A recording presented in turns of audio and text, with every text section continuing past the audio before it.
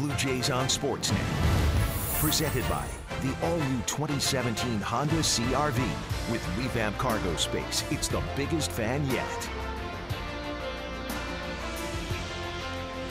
What a difference a day makes. Yesterday we were worried about getting the game in. Today it is a spectacular Sunday afternoon in Baltimore. We're at Oriole Park at Camden Yard for the fourth and final game of this series. 22 degrees on a gorgeous day here this afternoon. DeMarlo Hale will continue to be the manager as John Gibbons is away taking care of some personal issues. So DeMarlo, he picked up a win in last night's game, 7-2. Time now to take a look at the lineup for DeMarlo Hale. Blue Jays are 10 games under 500, down in the 5th spot in the order. Kendrys Morales over his last 6 games, 8 for 25. A big 3-home run game here earlier in this series. And then Kevin Pillar, he's had a good series, 6 for 14, including that home run that got the Blue Jays off and running in last night's game. The 5th home run, the 5th inning home run, his 14th of the season, and they're set to take on their longtime opponent, Chris Tillman. He's pitched a lot against the Blue Jays in his career. He started the season on the DL and didn't make his first start until May the 7th. That was against Chicago. Incidentally, his only win of the season was in that start. His 18th start of the season today. Second one against the Blue Jays. He's 5-10 with 25 appearances against the Jays with an elevated 540 earned run average. His last win against Toronto came on June the 19th of last season. Right here, but he only threw 5 innings and allowed 4 runs in that ball game. The Orioles are always known for a very good defensive team. They anchored by their center fielder Adam Jones. Up the middle it's Beckham and Scope, but over at third base they have one of the best in the business in Manny Machado. 2-time Gold Glove winner over there. Machado, everybody's been talking about how he's been swinging the bat lately, and especially in this series, but his defense has been right up there in this series. He's taken away a couple of hits from the Blue Jays. He is a pleasure to watch do his thing defensively. That's one thing that you can't really gauge by the number of errors he's committed. He's committed 13 errors, but I don't think anybody's concerned about that. He makes plays nobody else can even get to. Here's Tillman's first pitch of the game. It's in there for a strike, and we are underway. Teoscar Hernandez, he started on Friday night. His first game with the Blue Jays. He had a double in that game and had a game-saving catch in the 9th inning.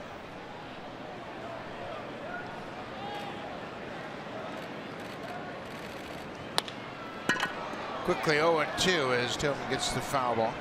Tillman has had his problems in the first inning. This is the largest inning where he has given up runs. He's given up 19 first inning runs in 17 starts this season. You got to jump on him early. You got to make him bring that ball into the strike zone. Upstairs for a ball. It's 1-2. He has had problems with his fastball command. Everything for him has got to be off of the fastball. He's got the curveball. He's been trying to work on that slider a little bit more this year and a changeup. But when you can't command your fastball, everything else seems to fall apart. 1-2 to Hernandez. He off the end of the bat. Scope at second, waits for it, and there's one. So that'll bring Josh Donaldson in the plate. He had a great swing of the bat last night. He had 3 hits in his final 3 plate appearances, but in the 7th inning, he did this. This was the swing of the game, if you will. It made it go from 2-0 to 5-0, and no doubt about it right there with that home run off of Rodriguez. 3 more RBIs for Donaldson.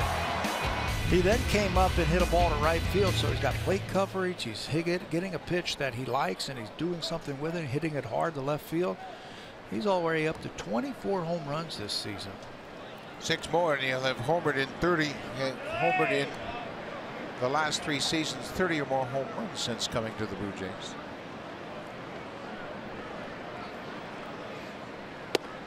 There's the first pitch strike.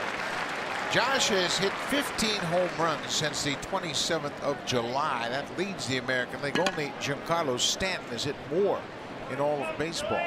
Stanton has 19, including his 52nd last night. Well, he's getting his pitch, he says, and he's not missing it. That home run we saw was a fastball right there for him. Early in the year, maybe he pops that up, maybe he flies out on that, but now the way he is swinging down, that ball not coming back. Tillman's ahead 0-2. Breaking ball, and Donaldson strikes out. Allison suggesting maybe it was a foul tip, but the home plate umpire is a no foul tip. The catcher just dropped it. Tony Randazzo's behind the plate this afternoon. So Tillman has a ground out and a strikeout. Well, he got ahead first pitch fastball. Then he was able to drop a couple of breaking balls in there, mess up the timing of Josh. Donaldson thought that ball was foul tipped, and that's why he stopped right there to ask the home plate umpire. But it looked like the ball was just dropped by Castillo. 2 outs for Justin Smoak. Smoak returned to the lineup last night after missing 3 games with that calf tightness. Smoak walked. He was 1 for 4 in the game with a couple of strikeouts. His average at .286 for the season.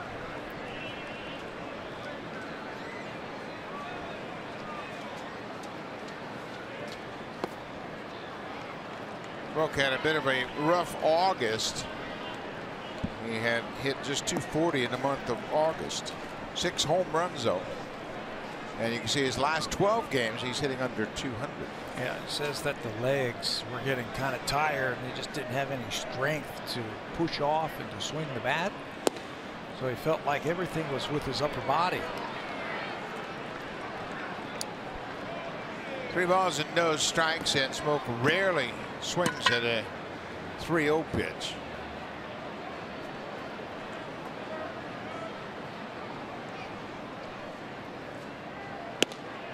And he takes ball 4. Jose Bautista will come to the plate. Right fielder number 19, Jose Bautista.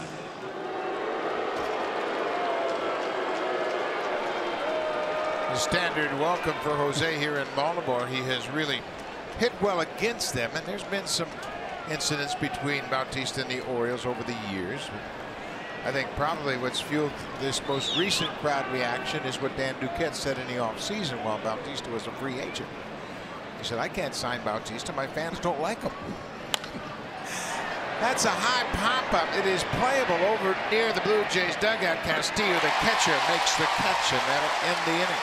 Chris Tillman gets through the first inning. It's been a tough inning for him. Not today. Brett Anderson will take them out when we come back to Baltimore.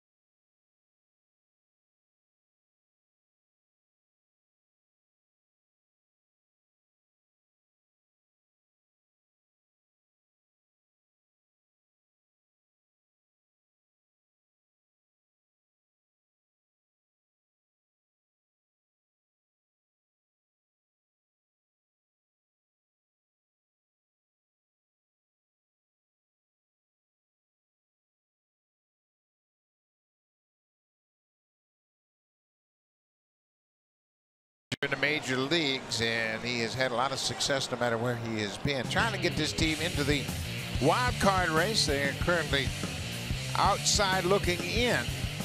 Adam Jones in this series has gone 4 for 10, and that's even after he had just 1 at bat when he was thrown out here on Friday night. Wellington Castillo, look at those numbers over his last 9 games. The catcher has really come on. He's hitting .295 for the season, but .419 over his last 9 games, and he's got some pop.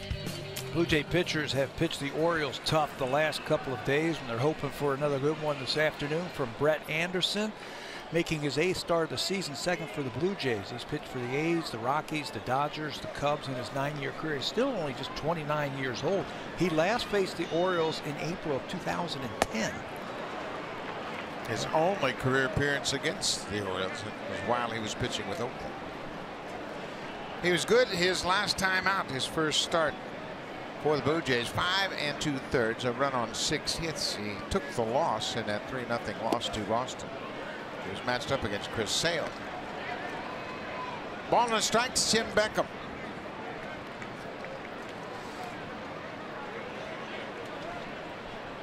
Beckham went 0 for 4 last night. There's a foul third base side. We will watch how many ground balls happen today from the Orioles. This is a fly ball hitting type of team, the Orioles, with a lot of power. We were talking in the opening about Brett Anderson having to face a different type of team. Boston, not a lot of power, got a lot of ground balls off the bat of the Red Sox today. Fly ball type of team with a lot of power. Curveball for strike 3. Brett Anderson strikes out Beckham, first out of the inning. Let's take a look at the defense behind Brett Anderson. It's Teoscar Hernandez making his first start in left field. Bautista is in right. Goins and Urania up the middle. Yeah, Richard Urania will get his first big league start at second base. The last time he played second base before this season was 2014. He got into 11 starts at second in Double-A this year. He played 94 innings at second base and had 1 error. So that is his strong point right there. Defense gets a shot today at second base. Manny Machado. He will step in the box. Machado. He went 0 for 3 in last night's game. Shows bunt takes a strike. Not many of these Orioles in this lineup have faced Anderson before. Machado was one of those. There are only 4 hitters that have at bats against Machado. This time he does bunt it. Donaldson can't make the play. It'll be a bunt base hit for Manny Machado. He got the curveball, a perfect pitch to bunt. Slow curveball, he dropped down a beauty. You know, Josh didn't think he was going to do that, Machado. On the first pitch, he was playing deep, and Machado faked like he was going to bunt against Anderson, but Josh didn't come in. He says, well, that's just a decoy. He just wanted to take a look at Anderson one pitch, but Manny Machado crossed him up. You can see how deep he is against a left-hander. He fakes the bunt, and Josh barely moves, and nah, he's not going to do that. This guy's just swinging a hot stick. So he comes back again and just drops the bunt down and just gets it down, and no chance for Donaldson. It's another infield hit for Machado. Here is Jonathan Scope. I'll tell you, if I'm playing third base and Manny Machado does that, I'm not coming in. No, I don't think he's going to be doing that, and Josh did the right thing. Stayed back, but Machado crossed him up and laid down a perfect bunt. Well, it was a perfect pitch for Machado. It was that curveball that broke down and in. He just dropped the barrel of the bat on it. Got a beautiful bunt base hit. 0-1 to Scope. Goins it short, flips to Urania, back to first, and they get him. Wayne Kirby, the first base coach, is going to ask that they look at it because he felt like smoke came off the bag, but Goins made a terrific play, an inside spin and a long backhanded toss to Urania, who turned the double play. But Anderson's going to wait until the Orioles decide whether or not they want to check this one on review. Kind of a tough play to challenge in the first inning.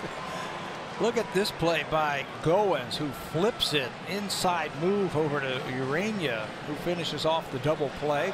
Goes off line just a little bit, but Smoke keeps engaged with that first base bag, and it's a beautiful double play. Another ground ball double play for Brett Anderson. Smoke with a good stretch at first. No score after 1.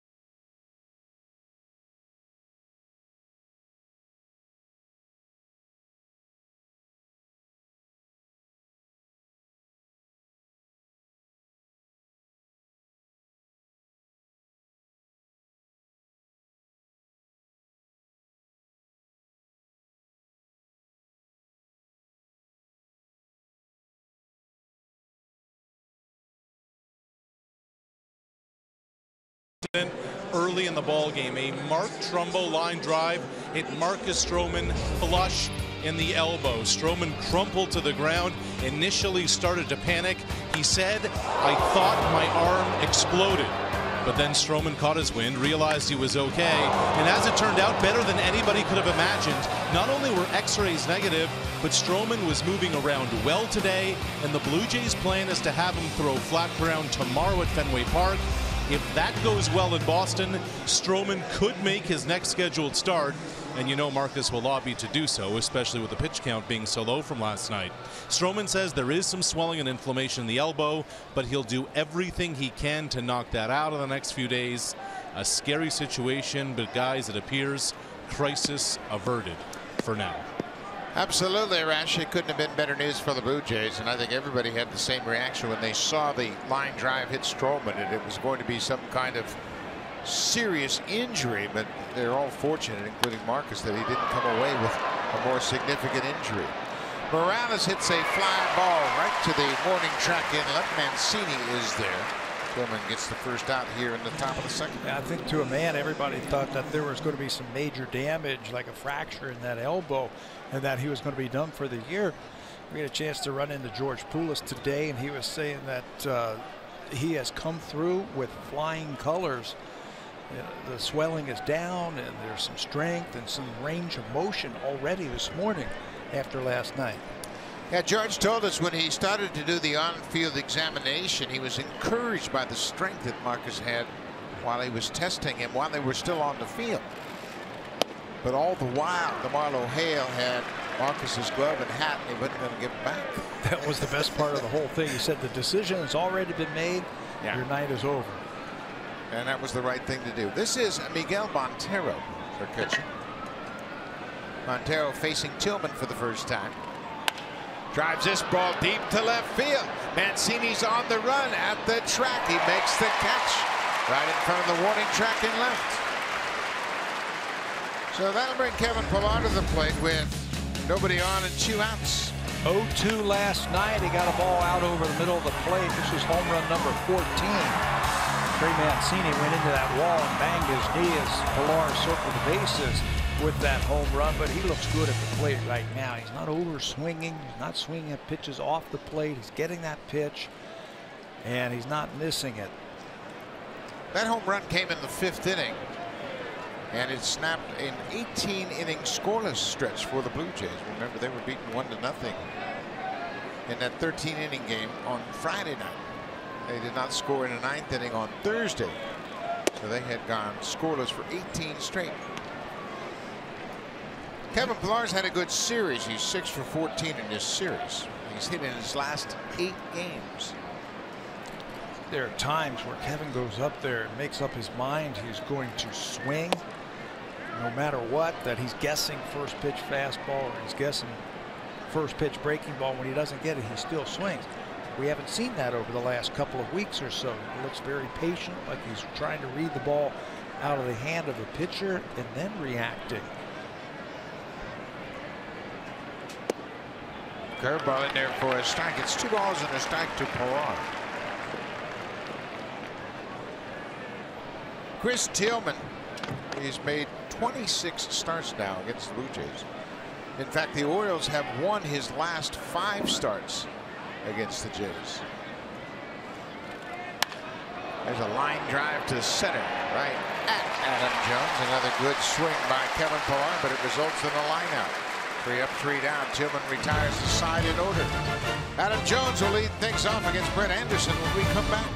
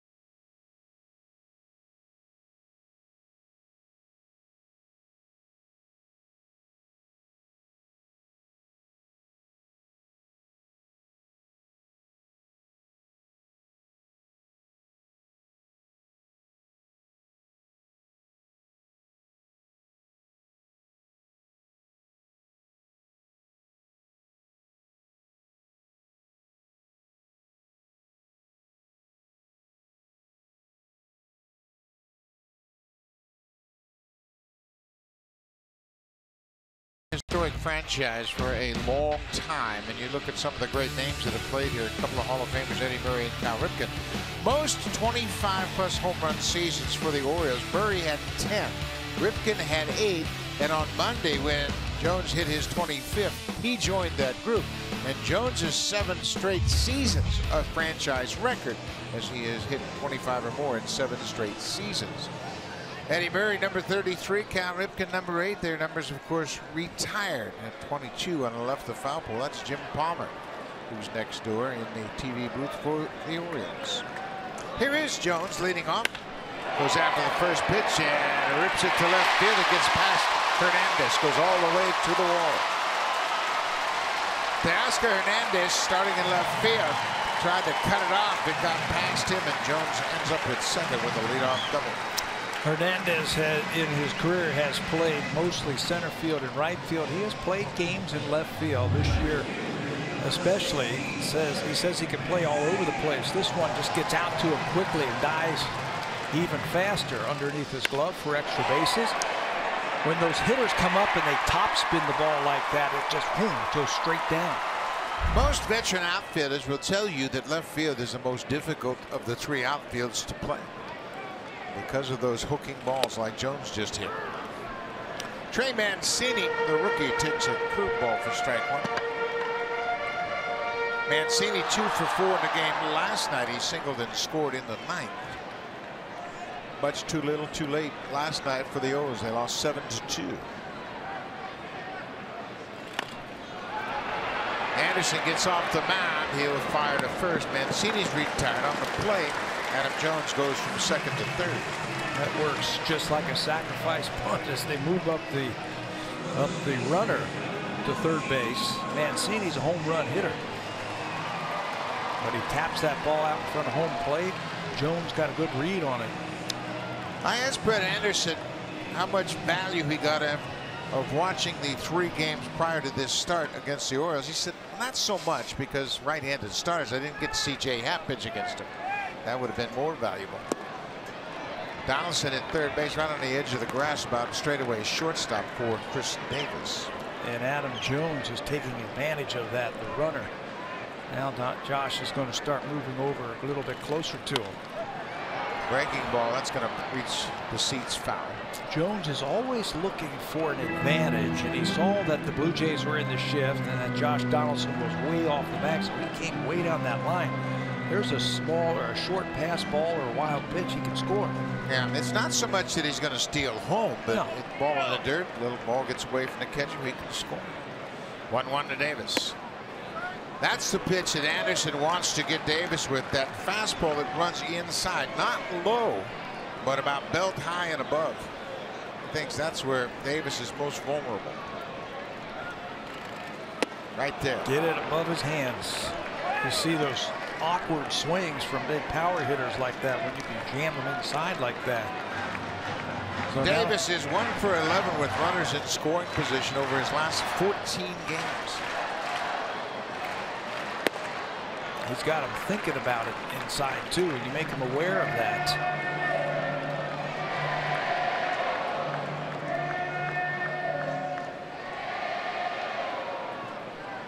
Three-2 pitch. Breaking ball for strike 3. Davis caught looking. Another curveball strikeout for Anderson, the second of the ball game. He got Beckham to start the game. Here he gets Davis. The catcher for Brett Anderson's first game with the Blue Jays was Miguel Montero, and I ran into him today in the clubhouse and asked him about that start. He said he had a really good changeup that day and he had a really good curveball, and we're going to have to use it today against the Orioles. We can't pitch this team the same way we pitched the Boston Red Sox. We're going to have to use that curveball. Looks like he's got another good one this afternoon. Mark Trumbo goes after the first pitch and hits it high and deep to left.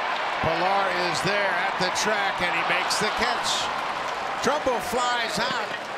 Brett Anderson pitches around the leadoff double. Adam Jones is stranded at third. Still no score here in Baltimore.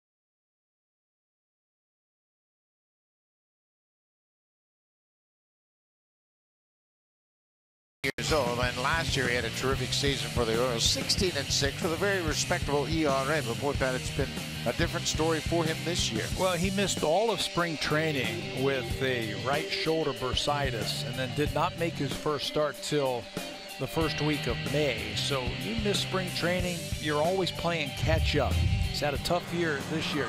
You're right. Today, though, his fastball command so far has looked pretty good. His curveball has looked good. I think he needs to just stay in attack mode. When he starts flirting with the edges and everything like that, his stuff is too good to be walking as many people as he has in the home runs. He's giving up too many home runs. Ryan Goins, the number 8 hitter, leads things off. Yeah, Tillman doesn't have the kind of electric fastball where he could throw it when he's behind. He has to put some doubt in the hitter's mind, pitch ahead, and keep them on edge as to what they're going to get. So don't pitch from behind. That's the thing. You got to be aggressive. He's got plenty of fastball, if you ask me. Let's take a look at everything else that Chris Tillman will offer. Their fastball will throw that half the time. Messing with the slider, there was a time where he was cutting the ball just a little bit. Changeup, curveball. I think his curveball is pretty good, but everything is predicated on fastball command and getting ahead early with it. Tried to come inside with that cutter and missed. Chris Tillman was acquired in a big trade with the Seattle Mariners, and Baltimore really pulled off a great trade when they got Tillman. They got also a fellow named Adam Jones who plays center field for them in that trade. Cam Nicolaio, George Sherrill, the left-handed reliever, they all came along in that package for Eric Bedard. Bedard had one real good season here in Baltimore, and then they parlayed Bedard into Jones, Sherrill, and Tillman, plus a couple of minor leaguers. It was a great deal for the Orioles. Sherrill was an all-star at one time also. That's a classic example, isn't it, of selling high. It's like a stock. When it hits its high, go ahead and sell. They sold high on the lefty Bedard and turned him into 5 players. 2-2 to Goins outside. Tillman for 3 seasons, 2012, 13, and 14. He made 82 starts for the Orioles. He was 38-16. Those are good numbers, and certainly they were hopeful that he would continue to play at that pace, but it hasn't been the case. Well, he'd like to finish strong too, because he's a free agent at the end of the season. 3-2 to Goins. That's going to slice foul out of play.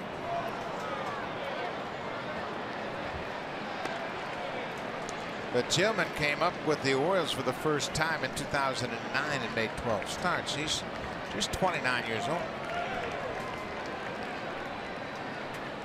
Drafted out of high school, Fountain Valley High School in Southern California. 2nd round pick of the Mariners.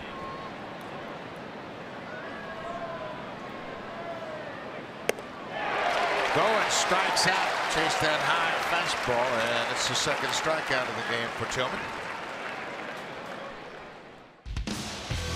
Hit a home run with any project this season.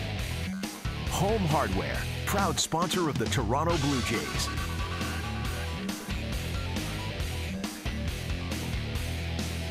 There's the statue of the great Eddie Murray. We were talking about Murray and Cal Ripken earlier. Murray, one of the best switch hitting power hitters in the game. As he is right for the spot in the Hall of Fame now. Here is Richard Urania. Urania making his first big league start, starting at 2nd base.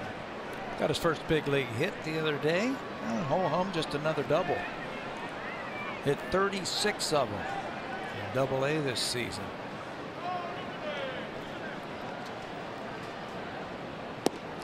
I talked to a couple of scouts who saw him play in that game on Friday night, and I said, what were your impressions of Urania? He said, looks comfortable at shortstop. I said, but I like the quick twitch bat he's got. He really has a quick bat, and doesn't look like a real power hitter, but boy, he looks like a line drive hitter that can hit some balls in the gap. I think that's where the doubles come into play. As many as he hit in the minor leagues as a switch hitter. Got a little running speed. He's not a base stealer, but he's got some running speed. Looks like he has an idea at the plate also, laying off those 3 pitches off the plate. 3-0. He takes a walk. Tillman walks the number 9 hitter. In his first big league start, Urania will go to first base.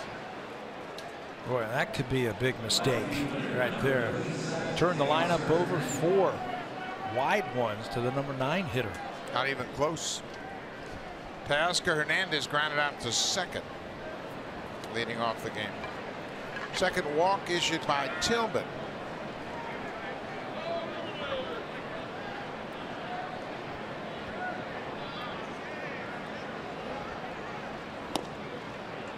Breaking ball for strike 1. Hernandez was acquired from the Astros in the Liriano trade. Teoscar Hernandez and Nori Aoki both came over from Houston. Aoki has signed with the Mets. Since being released by the Blue Jays, Hernandez got a little power. 18 home runs this year.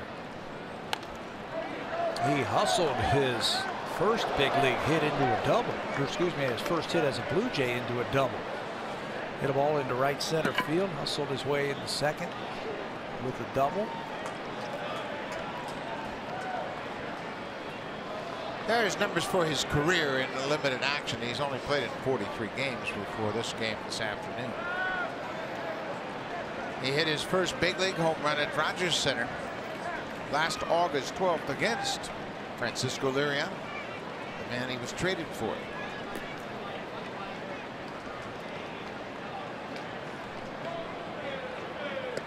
Upstairs. A ball and 2 strikes to Hernandez. Top of the 3rd inning, no score in Baltimore. Blue Jays hit 3 home runs in last night's game to win it 7-2. They won the opener 11-8, lost on Friday night 1-0 in 13 innings.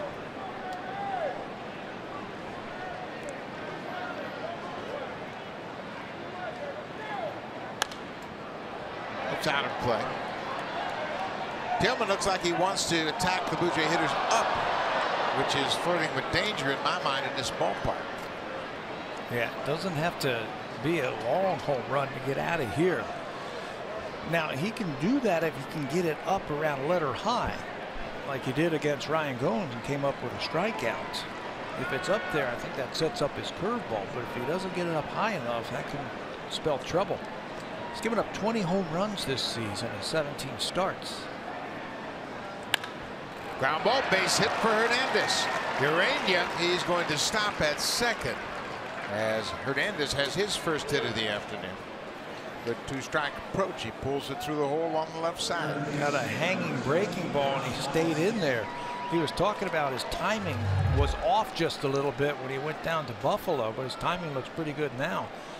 He hits from a closed stance. He's got that front foot close to home plate, and he stays in there on that breaking ball and rips it into left field. So the 2 kids are aboard for Josh Donaldson. And here is Donaldson. 3 hits in last night's game, including a 3-run home run.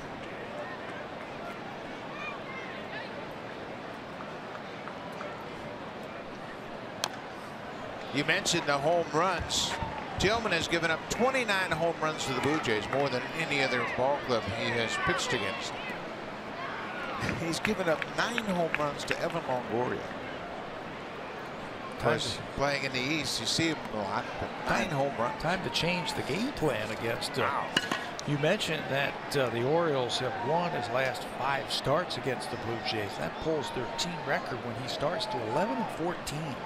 They have had their way with him. Donaldson hits it high and deep to right. Get up, ball, and out of here. Another 3-run home run for Josh Donaldson. That's the 30th home run that Tillman has surrendered to the Blue Jays. Boy, you walk that number 9 hitter, is going to come around and bite you. Yes, it was. 4 of them that weren't even close. Then you have to pitch out of the stretch. You give up a base hit to Hernandez, and we were just talking about pitches that were elevated to the Blue Jays at this ballpark. A lot of times, if you don't get it up high enough, they're not coming back. That was an absolute blast to right center field for Donaldson. For Josh, that's his 10th home run in his last 20 games.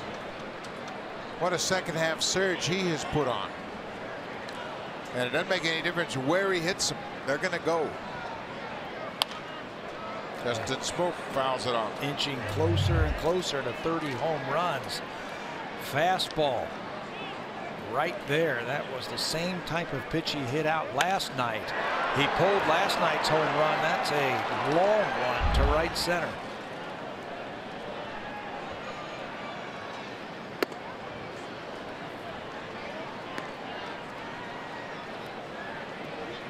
He is a difference maker when it comes to offensively. When he was not in the lineup for the Blue Jays, they weren't the same. No, not at all. He is a threat.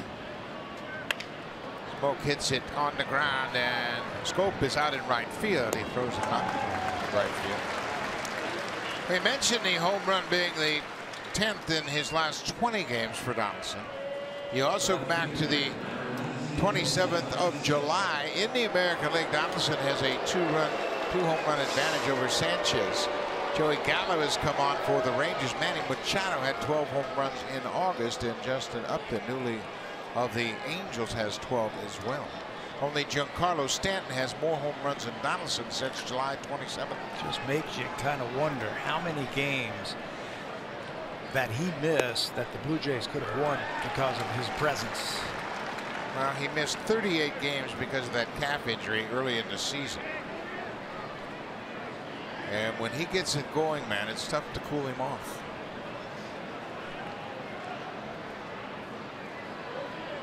Impactful hits, 3-run homers, game-changing home runs. That was the one last night. His home run last night, I thought, was the game changer. Made it 5-0. 0-1 to Bautista, and he asked for time.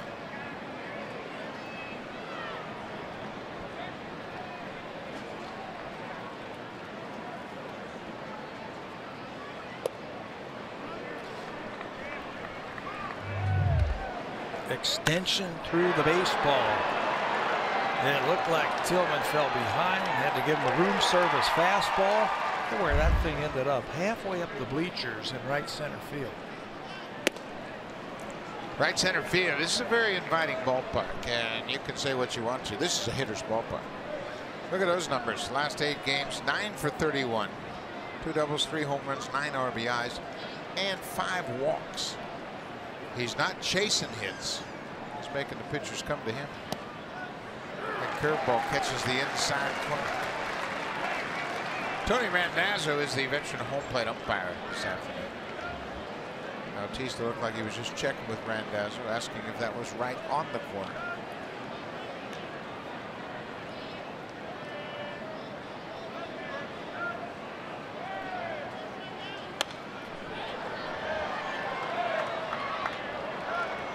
Blue Jays lead it 3-0.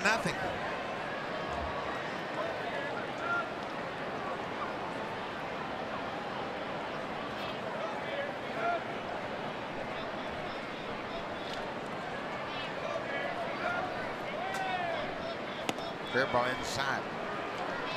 The Donaldson home run. Now, his home run to at bat rate this season, 13.40.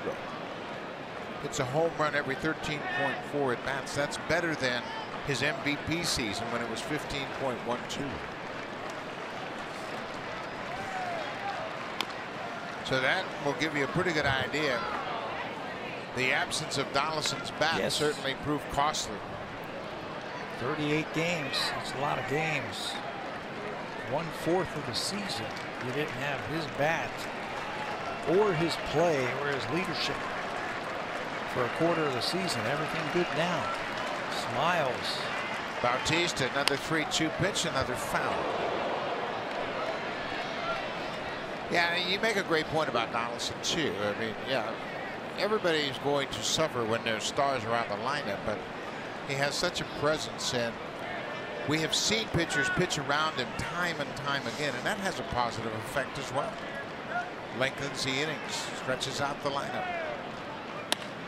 Bautista drives this one to the alley. Jones coming quickly, makes the catch as Bautista's retired to end the top of the third, but the Blue Jays get a walk, a single, and then Josh Donaldson goes deep to the opposite field. A 3-run shot, his 25th of the season, and the Blue Jays lead.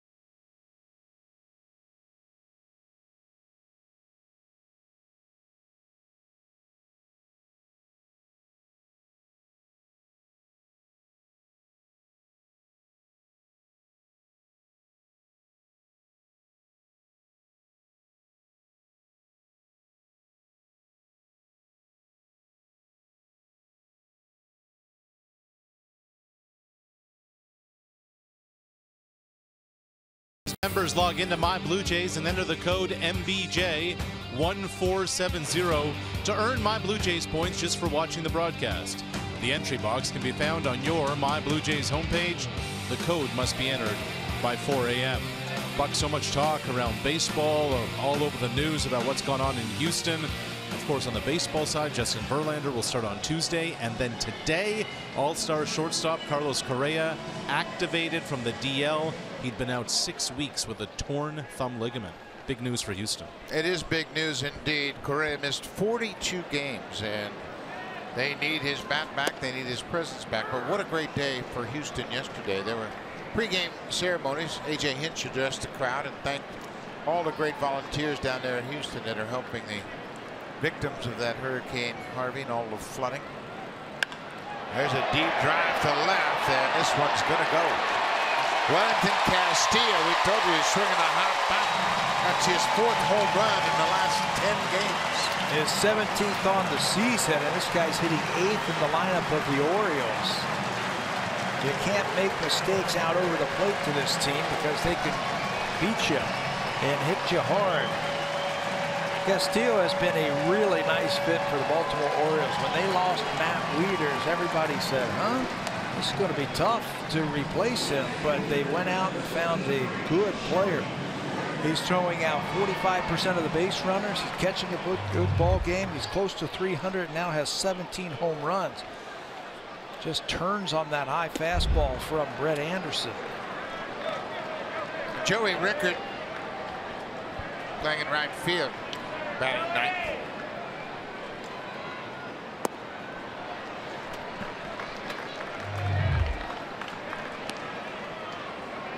Like he tried to cut the ball. It didn't cut. It stayed up and in. Right where Castillo could reach it. RBI number 47. And the Orioles get one back. There's a base hit for Rickard. Hernandez gets over and he'll play it back in.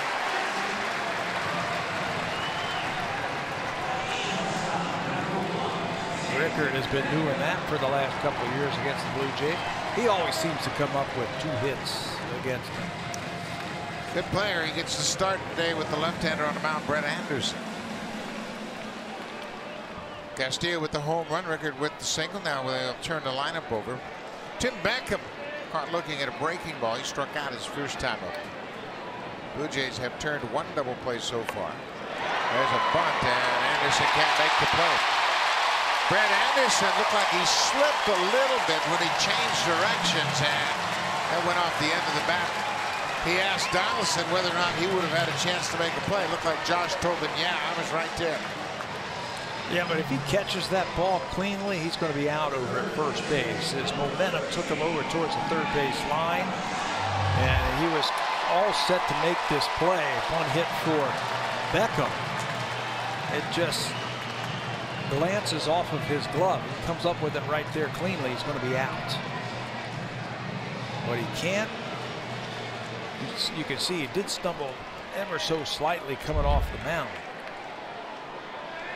Well, Manny Machado bunted a very similar type of play his first time up for a base hit. He too, like Beckham, bunted a curveball. Nobody out. Orioles answering right back. Blue Jays scored 3 runs in the top of the third, and the O's have 2 on a run in and nobody out.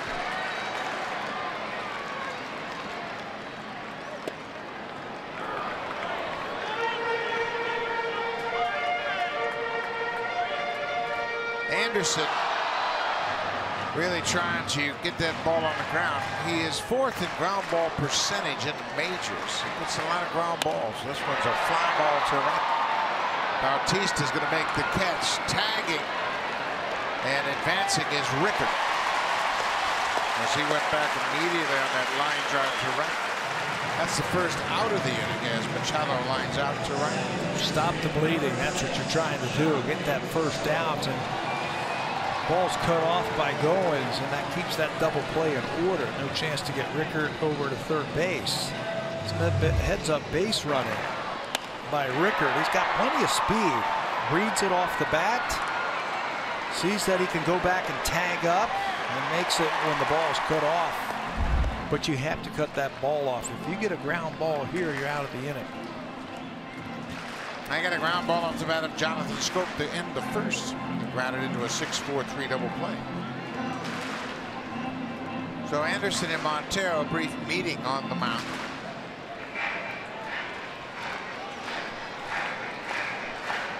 Anderson has a good pickoff move. He's tough to run on.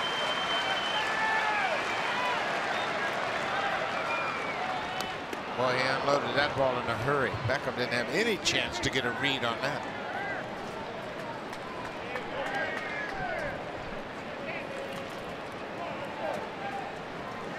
He's had 6 stolen bases, but he's been thrown out 5 times over there at first base. This is where you can vary your moves to first, vary your times to home. Little shallow pop in right, tagging at third is Rickard. Bautista sets up. Here's the throw to the plate, and he'll hold. Ball was shallow and right. Bautista got set up and makes a strong throw to the plate, so Rickard has to stay put at third. Got a tough hitter right there. 101 RBIs for Scope coming into today. He's got him twice. Double play and then that short fly ball.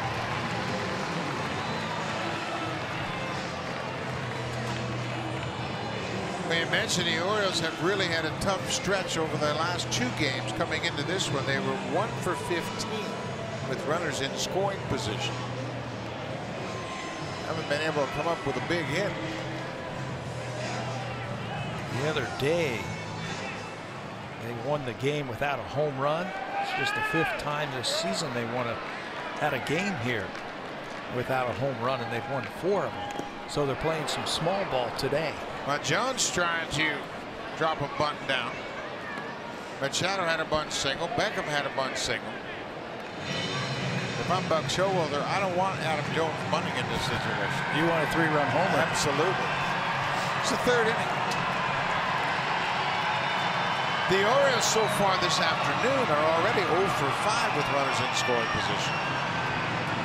Jones has been productive. Well, and he doubled his first time up. He hits a double here with the speed of Beckham to tie the ball game.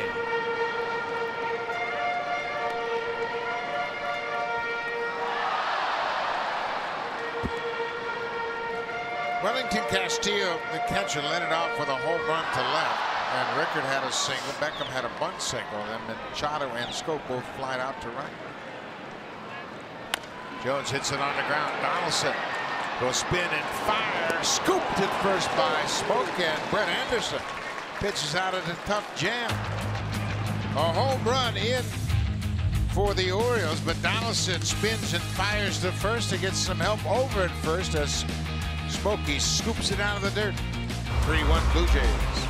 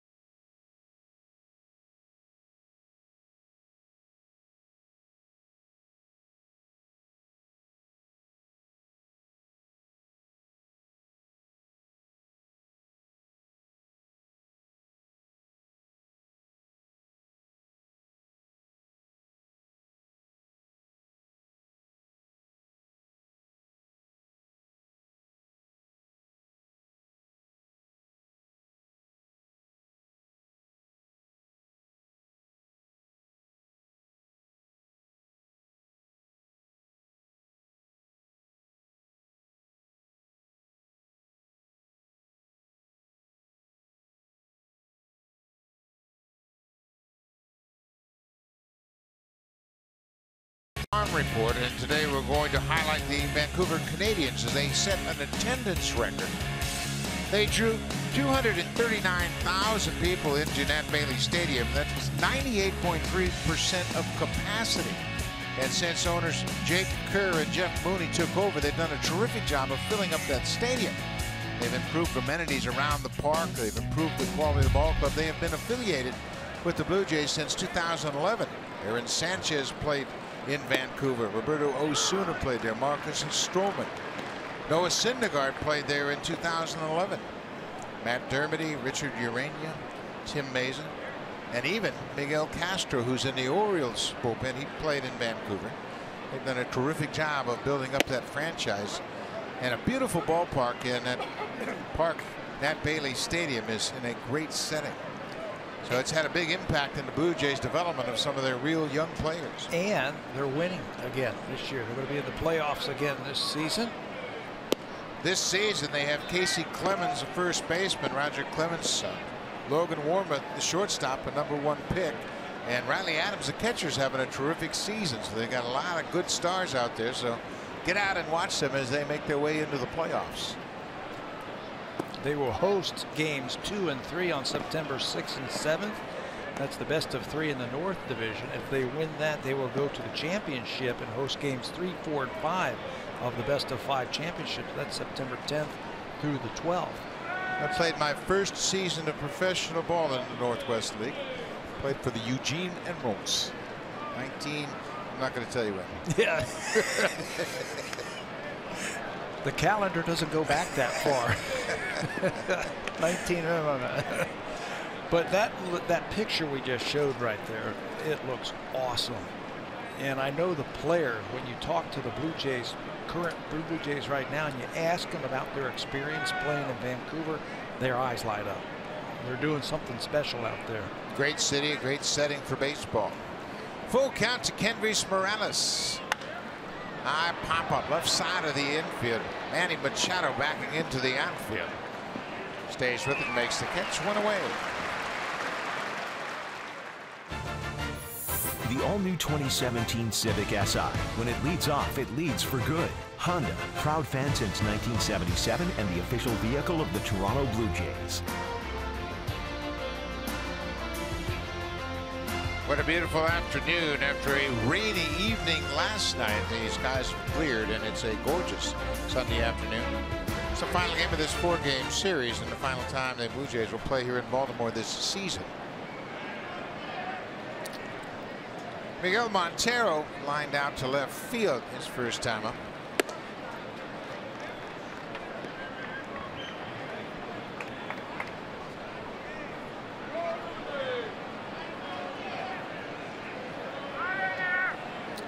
3-1. The Blue Jays lead it.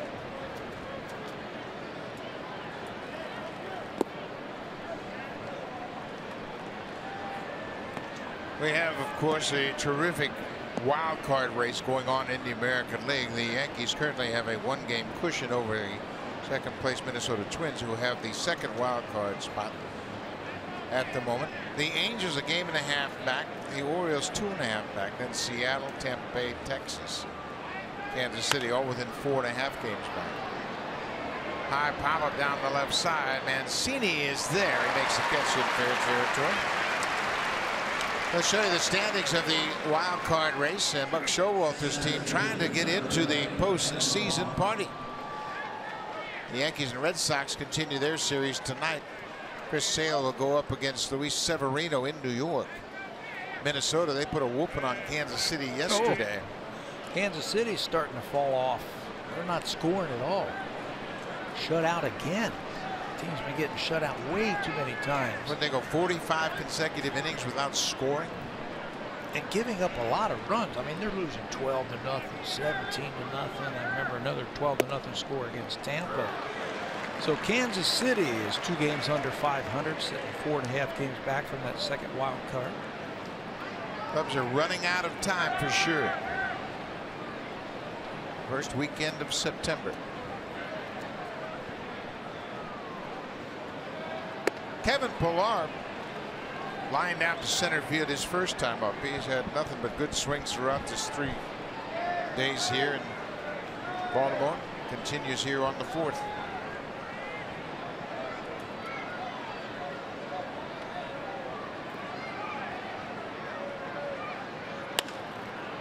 He's out in front of this pitch and hits a high pop-up. Beckham backing up into the outfield, makes the catch. Easy inning for Chris Tillman. Go to the bottom of the 4th. Blue Jays lead by 2.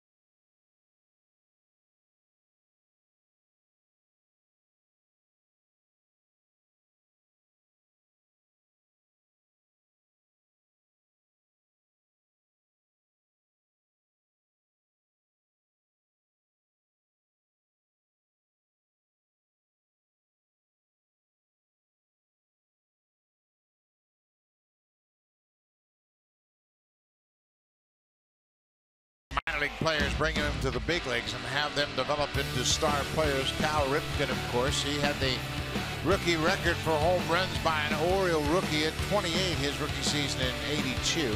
Eddie Murray had 27 in 1977 when he came up first time with the Orioles. And Trey Mancini this year has 23 home runs as a rookie.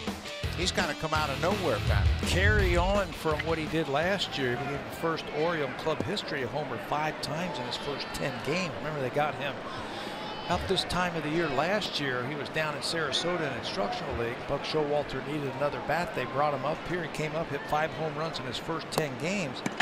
And this year, you know, if you look past Aaron Judge for rookie spots, he's second among rookies, qualifying rookies in batting average, 3rd in slugging percentage, tied for 3rd in home runs. Richard Urania makes a nice play at second base, making his first start at second base. So Trey Mancini's all over the map when it comes to rookies. That time he is robbed by another rookie. Urania played shortstop all season long in Double-A, and they talked to John Gibbons in the spring, and Gibbons said, "What's your favorite position?" He said, "Obviously it's shortstop." He said, "But I think I can play second too." This ball is hit down the left side, and Hernandez is going to have it drop in foul ground. Chris Davis, he struck out looking at a curveball his first time up.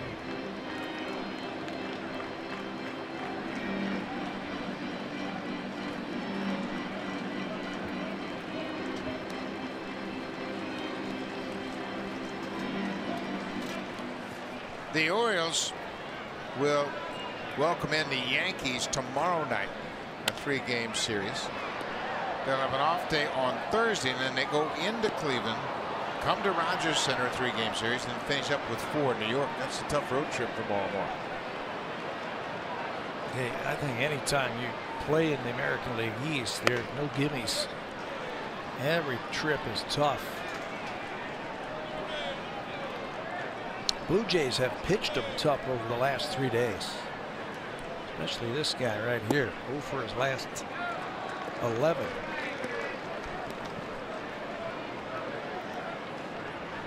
The Orioles will play 17 straight games after their off day on Thursday.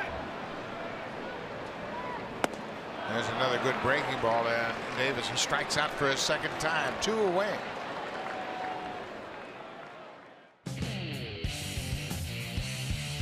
Hit a home run with any project this season. Home Hardware, proud sponsor of the Toronto Blue Jays.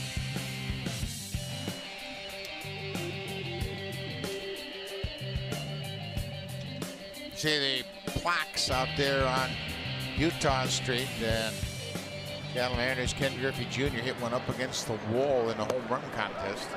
There are plaques all over Utah Street that acknowledge the home runs where they hit beyond that fence out in right.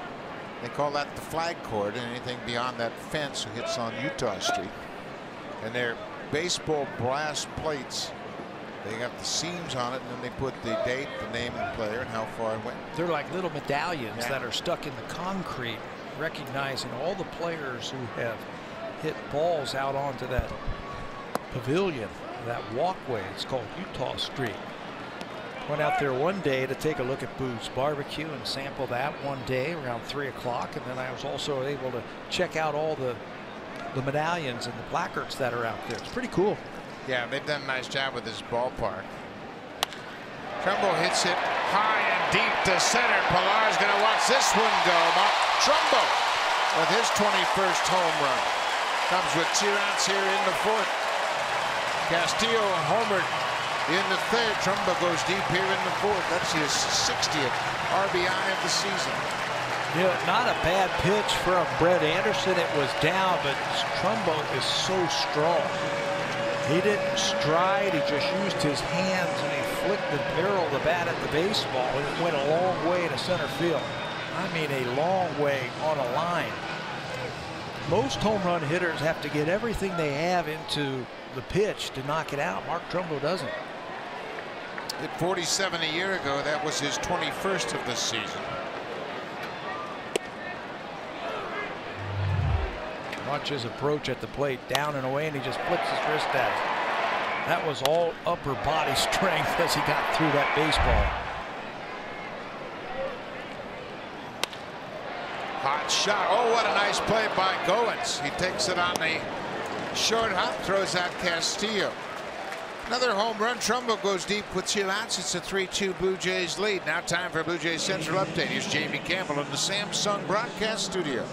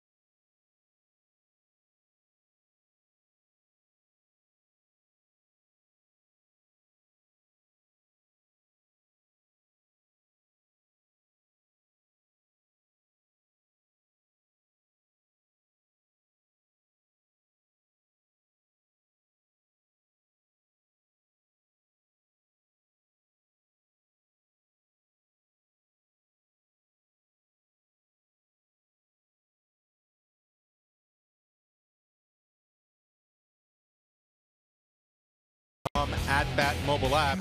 Stay connected to the game's best players all season long with Game Day, live game video highlights, radio broadcast, stats, news, and more. Download MLB.com At Bat today, your #1 app for live baseball. The news here in Baltimore, J.J. Hardy, who has been out with a broken wrist, is scheduled to throw flat ground tomorrow and take BP on Tuesday. Of course, there's Tim Beckham, who has been brought in to replace him. Beckham is under team control for the next 3 years. Hardy has a $14 million team option for next season. The decision in the short term and long term looms for Buck Showalter, the Orioles organization, guys. It sure does, Ravash. J.J. Hardy has been such a good player for Baltimore, and he came here and really solidified the shortstop position. But they got to make a decision. Hardy was out early this afternoon, early this morning, taking ground balls at shortstop. He was moving around pretty good. Yeah, and looked pretty good. If you know anything about Buck Showalter, his shortstop has got to catch the ball. They can't make errors. J.J. Hardy is one of the most consistent shortstops over a long period of time. He's going to make that play. When it's on the ground, he's going to make that play. And I know Buck really enjoys that out of his shortstop. So that's going to be a tough decision. Ryan Goins made a nice play to end the bottom of the 4th inning. He took a one-hopper off the bat of Wellington Castillo and turned it into a 6-3 ground ball. He made that thing look easy, didn't he? Wow, that was smoked. That was a tough play made by a big leaguer who has the knack of making him look easy.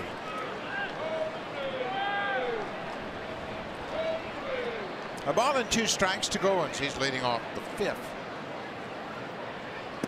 Upstairs with that breaking ball. Tillman, after the 3-run home run to Donaldson, has retired 5 in a row. He is a fly ball type of pitcher, and that's where a lot of the balls today have ended up in the outfield, or pop-ups. Just a couple of ground balls this afternoon. But we were just talking about Goins at shortstop. Watch him go down. Play it off to the side. That's what you want to do.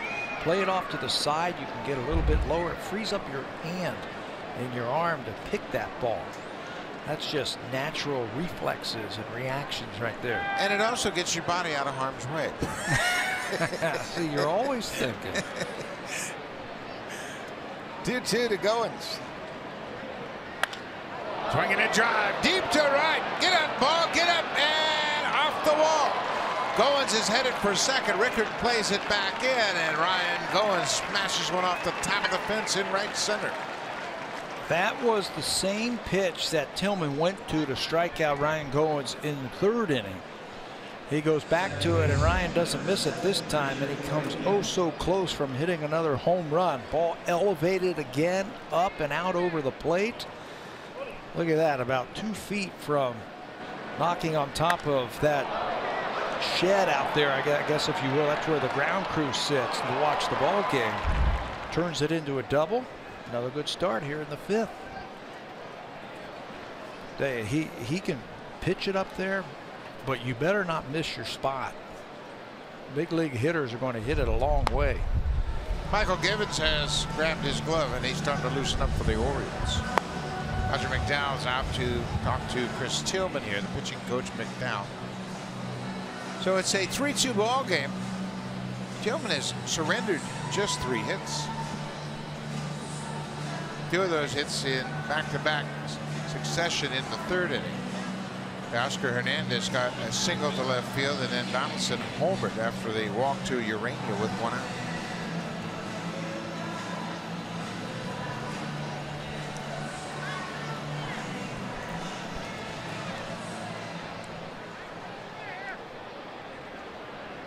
So Goins at second with a leadoff double, his 18th double of the season. Now Richard Urania. He walked and scored on the Donaldson home run. Orioles looking for the bunt. In it to corners. Urania not showing, but balls in the dirt. Marlo says, I want to see this guy hit, and he can hit. Walked on 4 pitches his first at bat. He gets ahead here.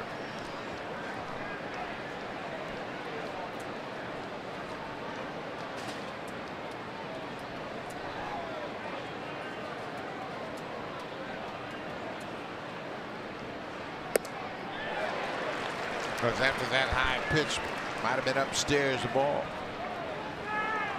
You know, we have commented on so many of these younger players that we have seen, not only on the Blue Jays, but around baseball. They come up and they show no signs of being intimidated by the big league atmosphere. I think the exposure they have gotten throughout spring training and some of the Latin players in winter ball, they know their teammates and they're comfortable. They just come right up and feel like they fit in. We've seen that the last 2 nights on the Blue Jays. Carlos Ramirez came in through 2 innings, was outstanding. Luis Santos yesterday 3 1/3. First time he's pitched in the big leagues. He looks like he belongs. Richard Urania came up his first big league at bat, double. Got a chance now to move that runner. Think about moving the runner, but move it with a base hit. Don't sacrifice yourself and give yourself up for an out. You're trying to get a base hit and move that runner. Tillman walked Urania with 1 out back in the 3rd. And now Urania has a 3-1 count. Going still at second after the leadoff double.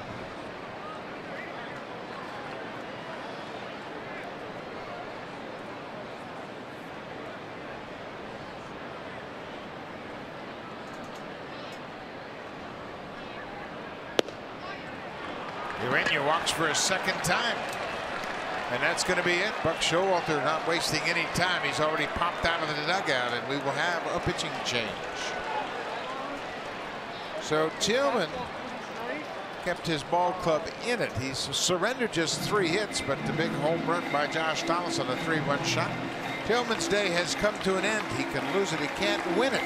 Michael Givens coming on for the O's.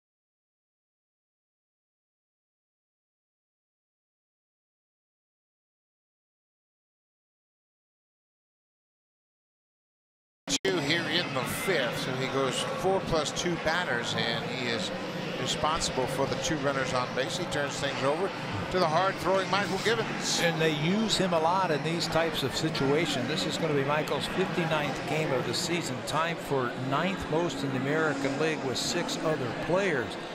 He pitches in these situations, close ball games, when the starter gets knocked out early. That's why he is 7-1 out of the bullpen this season for Givens.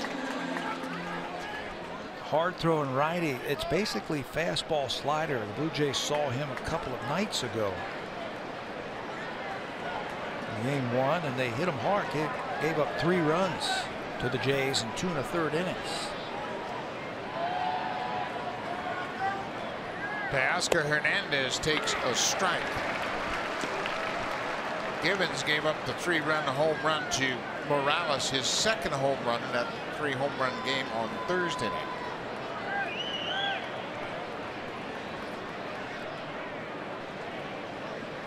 Hernandez singled his last time up. Takes strike 2. Fastball slider. Obviously the first time that Hernandez has seen that fastball. Gibbons has done a good job of retiring the first batter that he faces when he comes into these tough situations like this. 43 times he has retired that first batter. Way outside.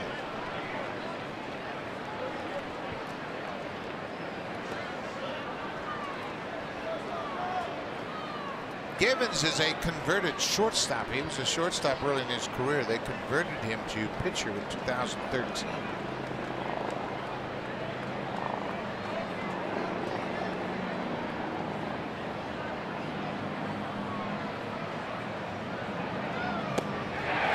Cut out and missed, so then as he strikes out, Gibbons gets his first out of the 5th.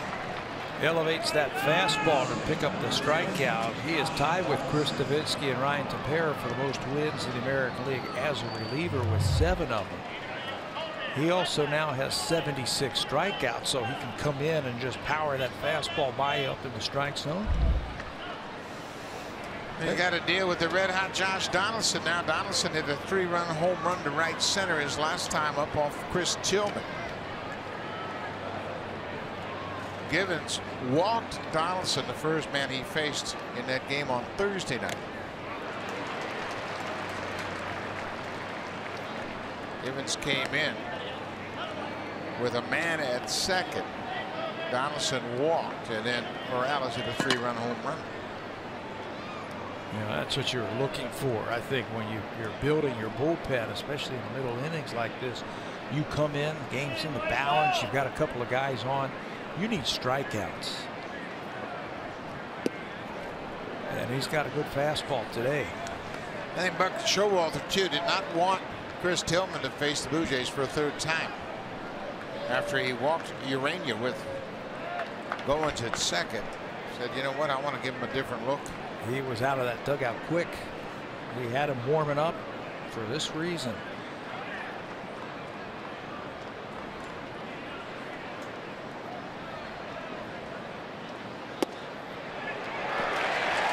Didn't like that call from Tony Randazzo, but it looked like it caught the outside corner.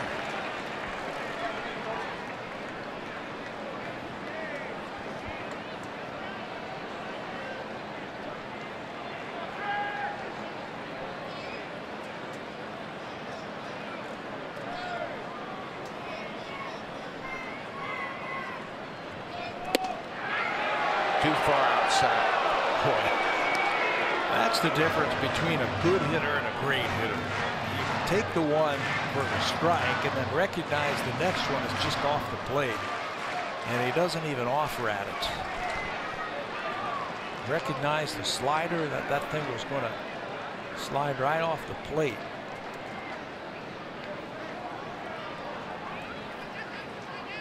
Inside.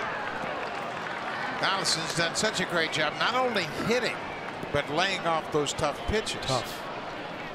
Tough pitches. Free swingers would have swung at that 1 and 2 slider and they would have walked back to the dugout, but Josh now has fought back and he's got a 3-2 count to work with. 1 out. Ball 4, that loads the bases. Another close pitch he wouldn't chase. So that'll load the bases for Justin Smoke. Smoke is 0 for 1 with a walk. That's the 4th walk the Blue Jays have taken this afternoon. You know, and if you're Smokey, I think you sit first pitch fastball right here. Gibbons wants to jump ahead. Sit fastball. See if you can do some damage. He's gotten so many big hits for the Blue Jays this season.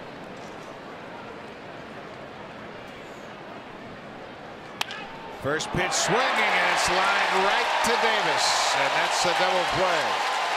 So Gibbons gets out of it. The bases are loaded, and Smoke looked for that first pitch fastball, got it, and then lined it right to Chris Davis at first, and the Orioles are out of it. Still a 1-run lead for the Blue Jays.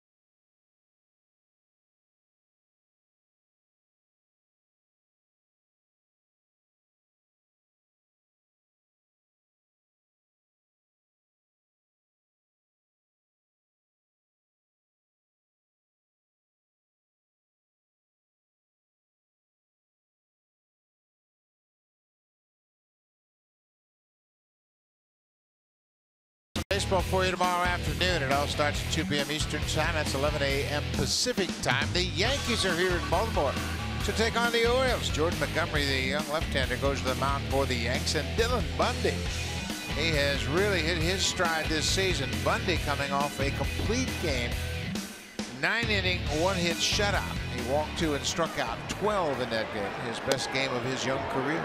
He also got 11 groundouts in that game.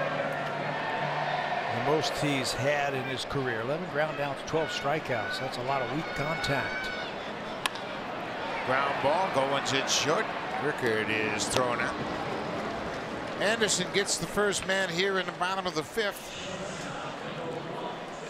Brett Anderson, he's been around baseball his whole life. His father, Frank Anderson, has been a long-time college coach. He is currently the pitching coach, University of Tennessee. He was hired in June to be the pitching coach, and Brett told me yesterday how much his dad enjoys coaching, still teaching. He's been a pitching coach, University of Texas, for the great Augie Garrido. And while they were teamed up in Texas, they went to 3 straight College World Series and won the national championship in 2002. So Brett's been around baseball his whole life, and he said, I've watched a lot of great pitchers develop, and he's got a real good understanding of pitching. But his dad has coached at University of Houston. He's been the head coach at Oklahoma State for 9 seasons. And Josh grew up in Stillwater, Oklahoma. He also went to the same high school as Matt Holliday and Matt's older brother Josh, who's their head coach in college as well. So there's quite a baseball background for Brett Anderson. You grow up around the game, you can't help but pick up some pointers. Nice play by Bautista in right field. Makes a catch on that sinking line drive off the bat of Tim Beckham. And you got to believe that Brett Anderson will remember that curveball next time he faces Tim Beckham. I was watching his reaction after that ball was hit to right field, and he kind of like reminded himself, that's not where I wanted that ball to go. But he understands how to get big league hitters out. He reads bats well. He makes adjustments in games when he has to, in game when he has to. And right now, he and Miguel Montero are working really well together. And I love the way that Brett works quickly, and it's very much appreciated by his fielders. And Manny Machado batting with 2 outs. It's in the air. Not that deep. Kevin Pillar calling for it. Anderson is through 5 innings, and he's got the lead here in Baltimore. Brett Anderson making his second start as a Blue Jay.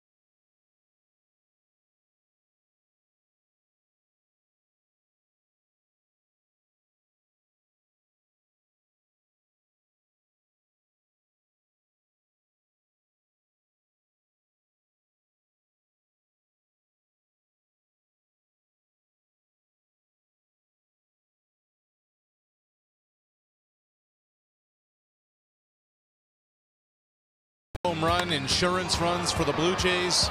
Big home run in that game. You may have missed the tail end of the home run trot, though. By the time a player rounds for home, Luis Rivera sure does. But hold on. They completely mangled the handshake. Darwin going for the high five, Barney the punch down. Darwin told me I don't hit very many. The last home run I had, Luis got on me for not making the down pound like Bautista and the big boys. Rivera laughed and said, Barney hadn't hit one in a long time, so I forgot about it. Darwin joked. He said, I'm due for another home run in another 2 months or so. We'll have a special handshake plan for that one. Boys will be boys, guys. Then it was hilarious when Barney went by. He could not make contact, so he just kind of waved off Louis. Oh, whatever. It's like the players with all the handshakes they have. How do you keep track? Third base coach has got to remember everybody's home run trot. He's got to have a cheat sheet in his back pocket.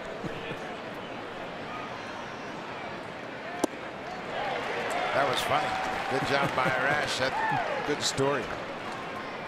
Sixth inning, Jose Bautista will lead things off here against Michael Givens, who did a nice job to get out of that jam in the fifth.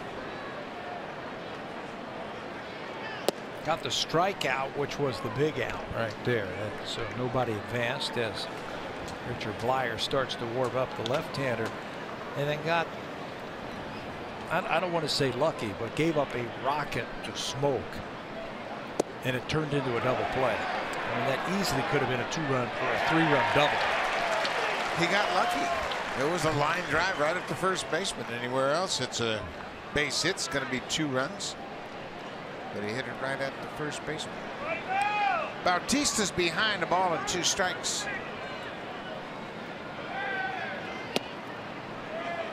'99. Reaching back for a little something extra. 99 from the side. You mentioned that he was a former position player. They turned him into a pitcher a couple of seasons ago. He has really come on as a middle reliever. Wow. Another good fastball at 98. Not seen that from Givens in the past. Boy, just right down the middle. He's been used a lot lately. So Buck Showalter has already said, you got through the guys I wanted you to have today. That was a 98-mile-an-hour fastball by Bautista. So Givens' afternoon is over. This is an interesting move. They're bringing in the left-hander to turn Morales around and make him bat right-handed. He's been much better as a right-handed hitter this season.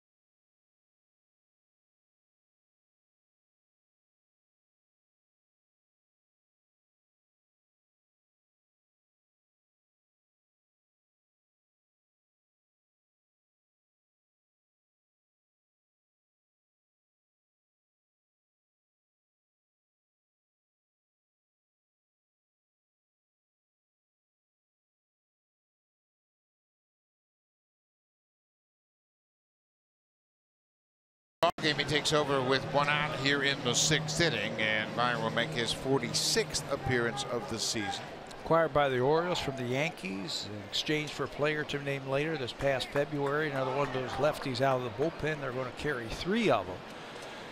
So Buck Showalter brings in the left-hander to turn Kendrys Morales around. I think he had flashbacks of Morales homering off of Givens the other day. But that could backfire also, because Kendrys has pretty good numbers against lefties. Look at his average, 346. The leaders batting against left-handed pitching, Garcia, Abreu of the White Sox, and Smoke and Morales of the Blue Jays. Top 4 hitters against lefty pitching. Morales 346 against lefties, 219 against righties. But I think you're right. He had that flashback of the Thursday night game with Morales hitting his 2nd home run against Michael Givens. A long drive to right field. Bouncing ball, Beckham at short. He takes his time, and Morales is retired. So Buck Showalter liked the matchup of Blyer against Morales, and it works. Doesn't throw hard. He'll turn the ball over. Uses changeup. A little bit of a fastball. And now Showalter's got another matchup that he likes. Lefty Blyer versus a lefty hitting Montero. Montero has not faced Blyer. Miguel has flied out twice to left field. He's done a nice job catching Brett Anderson today. Second time he has caught him. He's caught both of Anderson's starts since coming to the Blue Jays.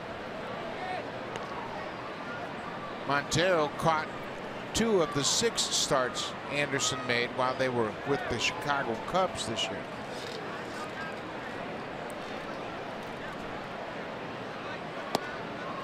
Just that familiarity. He was also with the Diamondbacks when Anderson was a young player in their farm system. He was telling me the other day he'd seen him come up during spring training. Young players, they usually bring him over and pitch into a game. He said, this guy's got a chance to be a pretty good left-hander.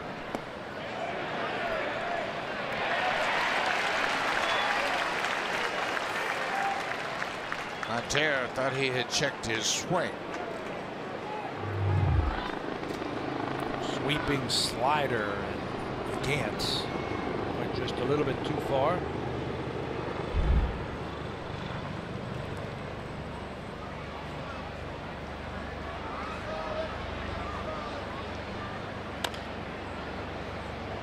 Dribbler up the first base line. It's foul. Top of the 6th inning, the Blue Jays scored 3 runs in the 3rd on one swing of the bat from Josh Donaldson. Josh hit his 25th home run, a 3-run shot. Give Donaldson 10 home runs in his last 20 games.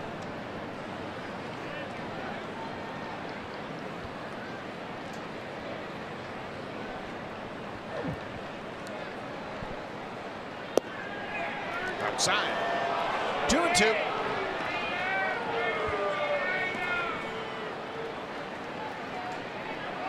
Michael Gibbons went an inning and a 3rd.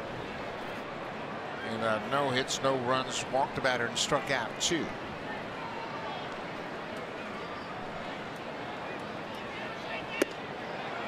Now it's a full count. Kevin Pillar waits on deck if Montero can keep the inning alive. And if he can, he'll face him. There's nobody warming up in that bullpen. They got the matchup they want, the lefty versus the lefty. See if Montero can spoil that. Ground ball. That's Beckham on the second base side of the infield. Easy couple of outs for Blyer. Blue Jays are done at the top of the 6th.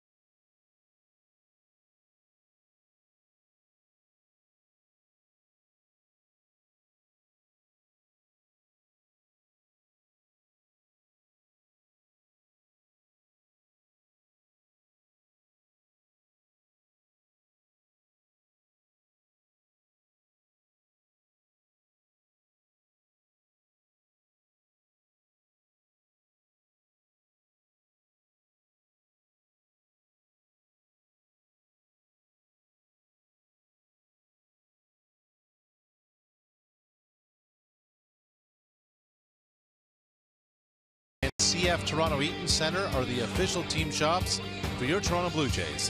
Authentic alternate red cap and jerseys are available now. You can get yours today at select Jays Shop locations or at jaysshop.ca. Buck? Thank you very much. Blue Jays will go to Boston after this game.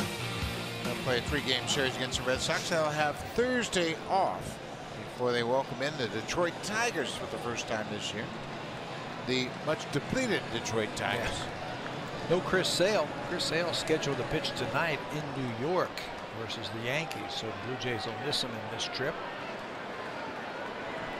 And then the Tigers, they're not having any fun against the Indians today. Tigers really taking it on the chin. Another tough game for them. This is a shot down the left field corner. Scope around first. He's headed for second. Here's the throw from Hernandez. Not in time. A stand-up double for Scope. Looked like he was sitting on that breaking ball that time. First pitch from Anderson in the 6th inning. Scope grounded into a double play and then flew out to right field with a couple of runners on. His last time up, waits back on that breaking ball, drills it into the corner for extra bases.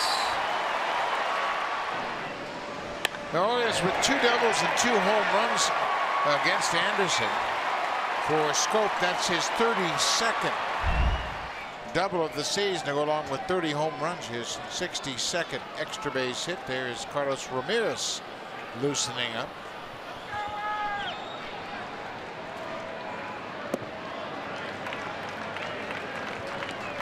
Jones doubled in the 2nd. Grounded out to 3rd in the 3rd inning.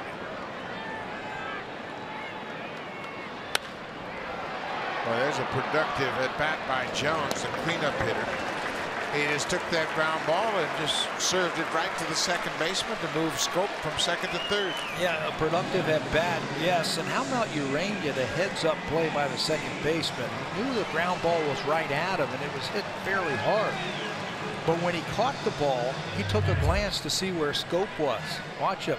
Ground ball, he looks the runner and says, maybe I got a shot because it was hit hard. But then thought better and got the runner over at first base. But you don't see rookies making their first start do things like that. Pilar's throw home. It's going to be offline and late. Trey Mancini cashes in. Jonathan Scope from 3rd, and just like that, we are tied. Mancini with his 72nd RBI.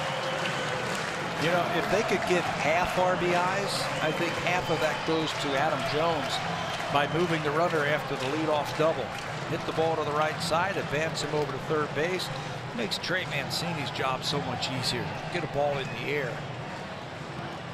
And deep enough, there's plenty of speed at 3rd base. 3-3 ball game. Chris Davis has struck out twice. As after the first pitch, Bautista going back. He's got room, and that'll end the inning. Davis is 0 for 3. Leadoff double comes in to score. We'll go to the 7th. It's a 3-3 game.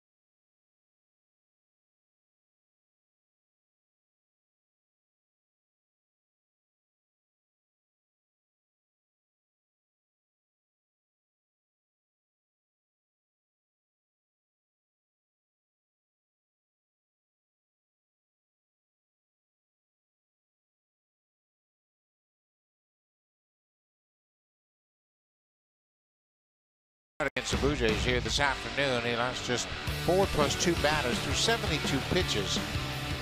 He gave up a 3-run home run to Josh Donaldson. He only gave up 3 hits, but he walked 3 batters, and maybe the most important couple of walks for the Blue Jays, the 2 walks to Richard Urania. And that was the end of the day, the second walk in the 5th inning, and Givens came on to pitch for Tillman. One of those walks came around to score on the Donaldson home run, so he will pick up a no decision now after that sacrifice fly by Trey Mancini. It's up to the bullpens the rest of the way. Kevin Pillar bunts it, but bunts it foul.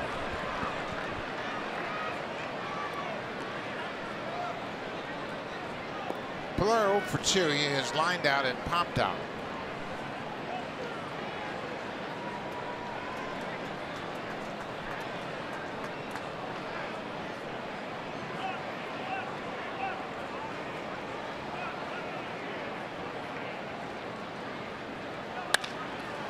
Hit sharply, but right to the second baseman. Smoke throws out Pillar. The man retired here. You see Darren O'Day throwing for the Orioles. And right above him, Tom Kohler throwing for the Blue Jays. We're in the 7th with 1 out. Brett Anderson's thrown 59 pitches. How about that? 59 pitches in 6 innings. He's faced 24 batters. Basically just more than 2 pitches per batter. That is being efficient indeed. Ryan Goins goes after the first pitch. Machado deflects it, and Beckham can't make a play. Goins is going to go to second. Mancini's throw not in time. Good job by Goins to run it out. He gets himself into scoring position. Machado deflected it and just went off the tip of his glove. Beckham was there. He was going to make a play. That's where one time the great range of Manny Machado hurt him. Looked like an easy ground ball, went off of his glove.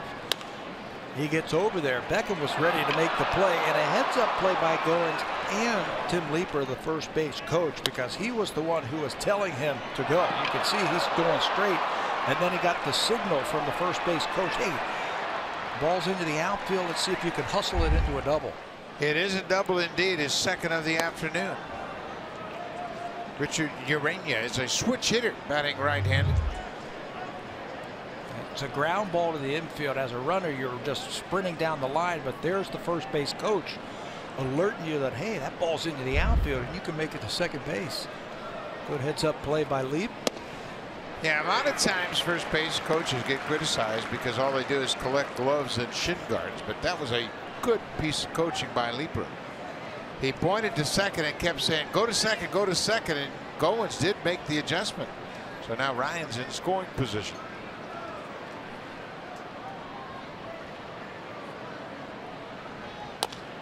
That's bounced off home plate. Scope has to wait for it, unloads in a hurry.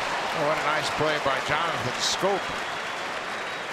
He got to the position, just waited on the ball, and once he caught it, he turned it quickly and threw out Urania at first. So Buck Showalter has already made the call to the bullpen. He's pretty decisive when he makes up his mind he's going to make a pitching change.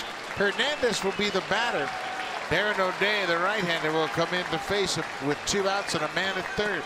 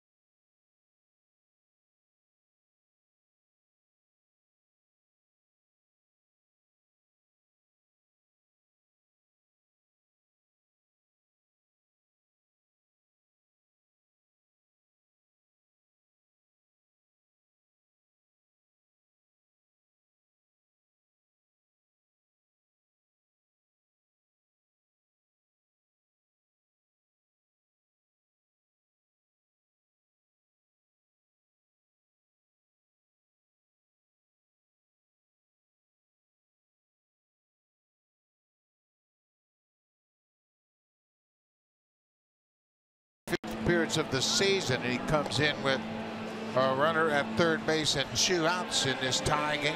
Both of these managers are going to be emptying the bullpens in the bench today to try and get the advantage. Aaron O'Day, the veteran's been around. He's been in these situations before.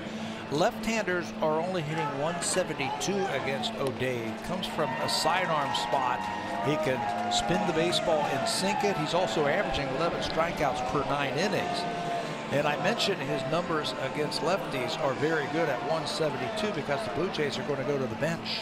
Michael Saunders will come up and hit with Goins at third. Saunders is 1 for 5 against O'Day, but that one hit was a home run. This season as a pinch hitter with Philadelphia, he was 2 for 10. Saunders had a pinch hitting opportunity in the 12th inning on Friday night and struck out.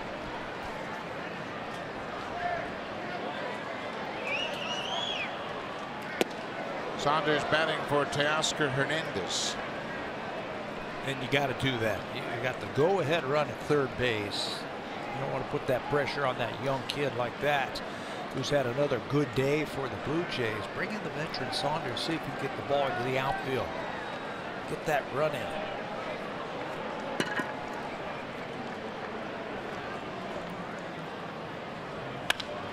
Hot shot knocked down by Davis, and all hands are safe.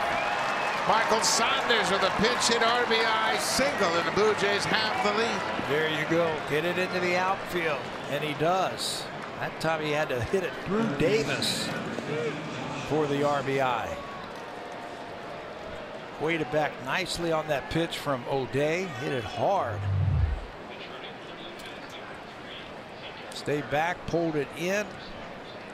Last inning, or excuse me, 2 innings ago, Smoke hit a ball similar to this to Davis that he turned into a double play. This time he hits it off his glove. Goins can trot home with a go-ahead run.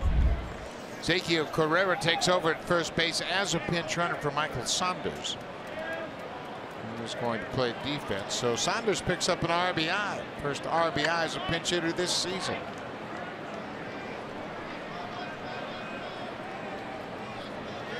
Josh Donaldson 1 for 2 with a home run.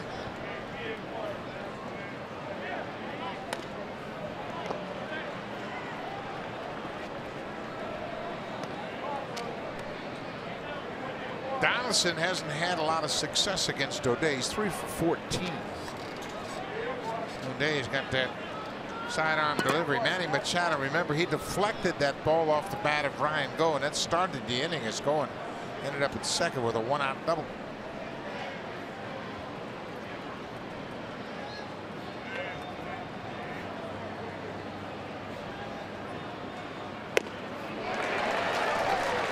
He likes to elevate that fastball up there, especially with 2 strikes. Both of these teams are known for their home runs, and they hit a lot of them, but the last 2 runs scored have come with good baseball fundamentals. Leadoff double, they advanced, the runner scored on a sacrifice fly. The Orioles heads up base running by Goins to hit the second base on that ball into the outfield.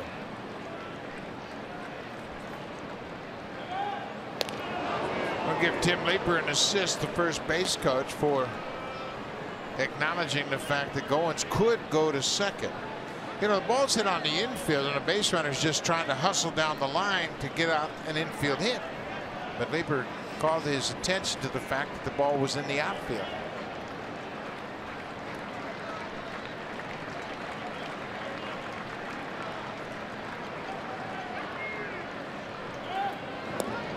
They think something's up. Yeah, Carrera looks like he wants to run. Yeah, not a bad time. 2 strikes on Donaldson. It's an 0-2 count. Carrera 9 for 10 in stolen base attempts. His lead has just gotten a little bit bigger. Now he inches back.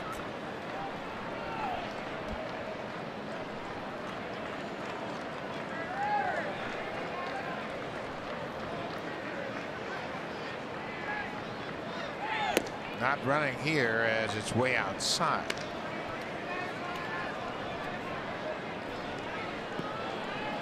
Eight home runs and 24 ribbies, batting with 2 strikes this season. Allison never gives away an at-bat. He's talked about getting his pitch and not missing it. Well, those stats that we've been throwing up there prove that. O'Day strikes him out this time, but the Blue Jays take the lead. 7th inning with 1 out. Ryan Goins hits a ground ball headed toward third.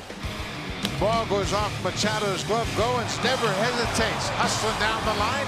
And then Tim Leipert says, go to second, and he does. He comes in to score on a Michael Saunders pinch hit RBI single. The Blue Jays lead it.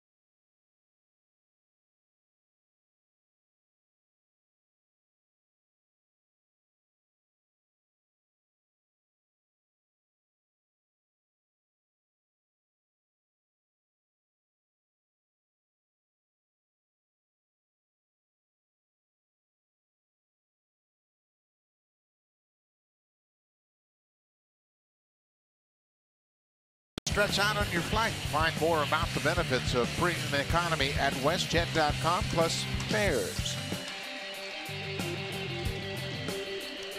Now time for the schedule ahead, brought to you by WestJet. Blue Jays will wrap up this 4-game series here this afternoon in Baltimore and then head to Boston for 3 with the Red Sox at Fenway Park. They'll have an off day on Thursday before they welcome in the Detroit Tigers for 3 games, and then once again the Orioles right back at Rogers Center Monday, Tuesday, and Wednesday night. That'll wrap it up for the season between the Orioles and the Blue Jays. And then the Blue Jays hit the road for a very short 4-game series in Minnesota. New pitcher for the Blue Jays, Tom Kohler, the right-hander, taking over for Brett Anderson. He has pitched in some big parts of the ball game now since they have moved him into the bullpen. And I think that fastball, curveball, slider arsenal of pitches really plays well for the Blue Jays towards the back end. He will take over for Brett Anderson, who was outstanding. Again, he only threw 59 pitches, but he threw 6 innings, spaced out those 7 hits, and gave up 3 earned runs. He is now the pitcher of record after the Blue Jays scored a run in the top of the inning. No walks and 3 strikeouts for Anderson. He pitched really well against the Orioles this afternoon. Ezequiel Carrera came in the game as a pinch runner. He takes over defensively in left field. Anderson surrendered 2 solo home runs. Wellington Castillo in the 3rd, Mark Trumbull in the 4th. And then the sac fly by Trey Mancini. That tied it up, but now the Blue Jays have retaken the lead. So here is Trumbull. He'll be the first man for Tom Kohler here in the bottom of the 7th.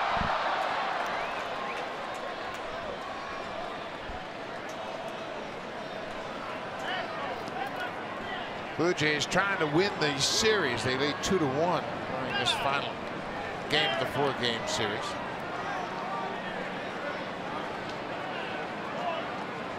When you think about it, they lost a 1-0 13-inning affair on Friday night. They could very well be playing for the series sweep. Going for the sweep. They have had some really crushing defeats in this ballpark this season. One of them, thanks to the guy hitting right now, homered on opening day for a walk-off win. Castillo had a walk-off win. We've seen last year, we saw that walk-off pass ball was in this ballpark. You mentioned the 1-0 game.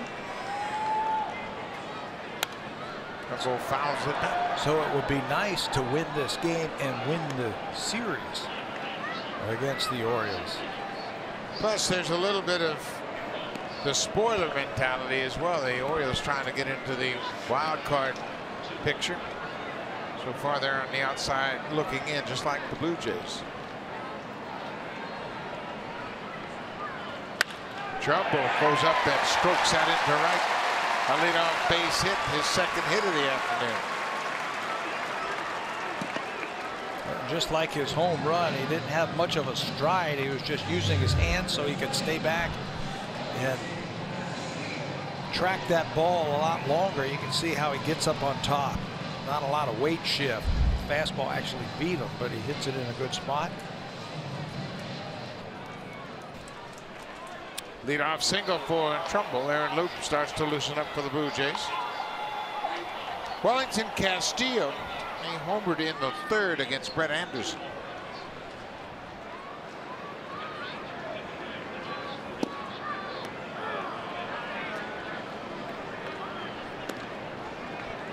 Anderson was good again this afternoon. 59 pitches, 42 strikes. Terrific.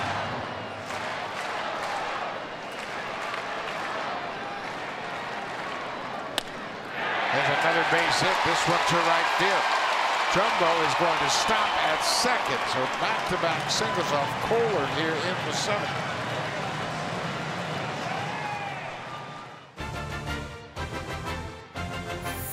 Canada's favorite car cheers for Canada's favorite team, Honda. Proud fan since 1977 and the official vehicle of the Toronto Blue Jays.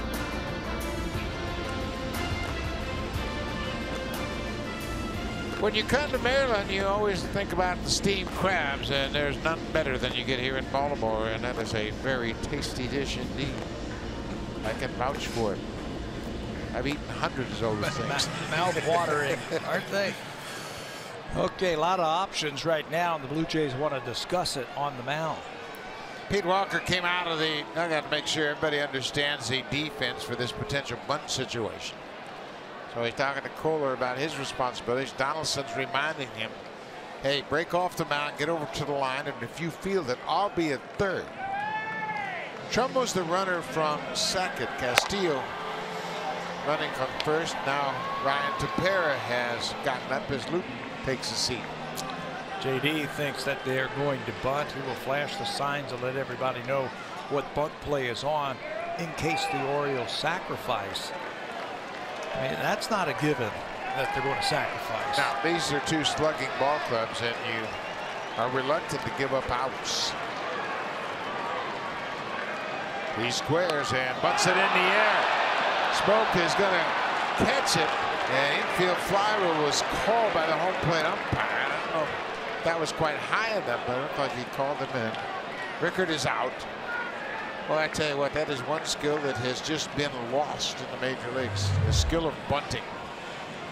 High fastball, and he drops the bat down. Of course the ball's going to go up into the air.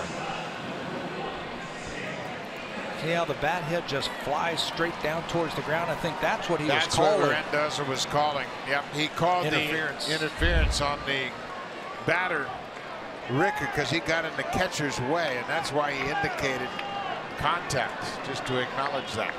So Rickard is out on the popped-up bunt. Tim Beckham, the leadoff man, takes the ball.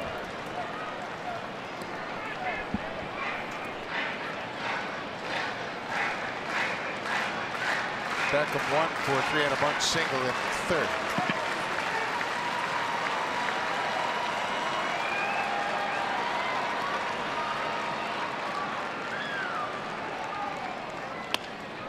Breaking ball. Donaldson at third, goes to second for one. Urania's turn is a good one. Bang, bang at first, and both Smoke and Montero immediately look to the Blue Jays dugout. Smoke came off the bag like he got him. Urania made a nice turn at second. Yeah, immediately both of them said, you got to take a look at this one. Montero was at home plate. He had probably the best view. Donaldson's, they're going to try and go around the horn. Third to second to first. And it's close, and they want to take a look at it. DeMarlo Hale, the acting manager, has asked the umpires to review this play at first. And that's a tough one. The call on the field is that Beckham beat the throw to first. Urania looked pretty comfortable turning that double play. Now it's a question of whether or not there's enough evidence to overturn the call on the field. He's got plenty of arm to play second base. That was a tough double play. You got a runner who can really run like Beckham, and the ball wasn't hit that sharply.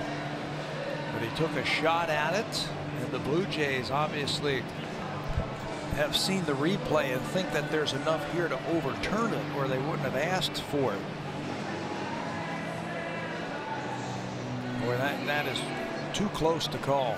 Yeah, it's very difficult to see where that ball is in the glove in relationship to the foot coming down on the bag. There, the foot is still in the air. The ball is not in the glove yet. All it has to do is touch leather. Looks like he's on the bag, and you can still see the ball. Sure does. Looks like that call is going to stand on the field, and now they have the decision, and indeed, the call on the field is uphill. So it's a fielder's choice. Castillo's out 5-4. On the play, Trumbo goes to third. Beckham is at first, and now Manny Machado will backward choice.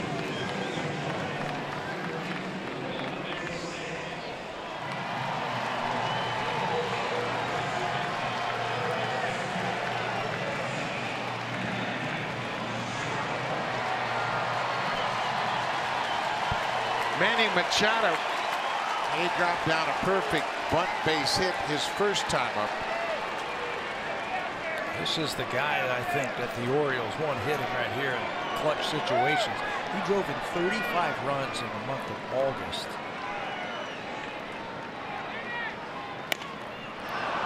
Kohler makes a nice play, and that's going to end the inning. Nice job by Tom Kohler. Gives up back-to-back singles to start the inning, but pitches out of it as the Orioles leave a pair on.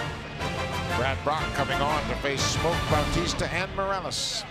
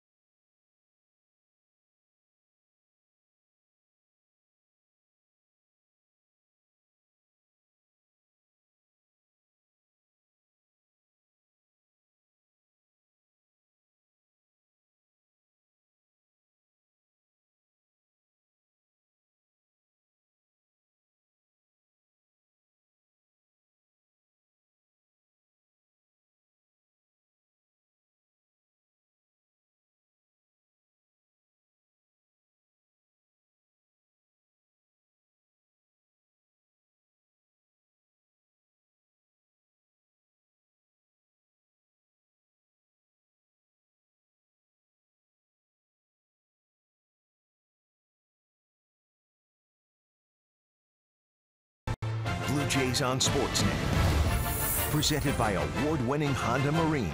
Great days on the water begin with Honda.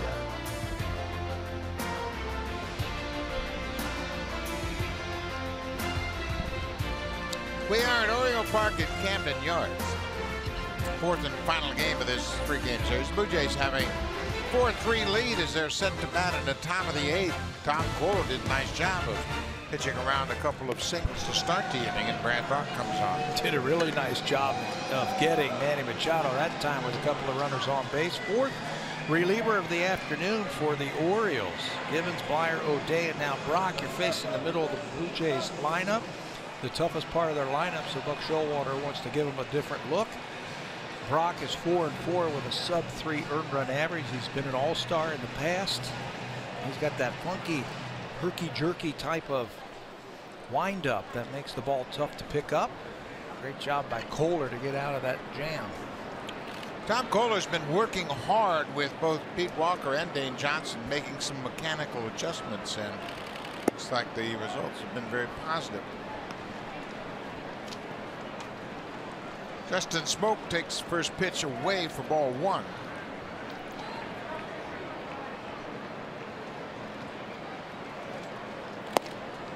That's ball 2.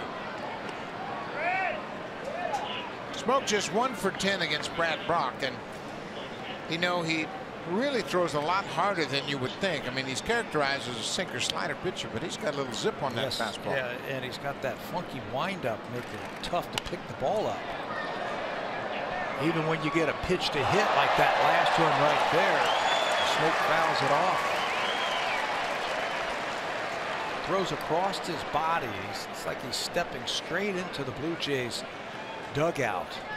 Hides the ball well, and all of a sudden it's on you.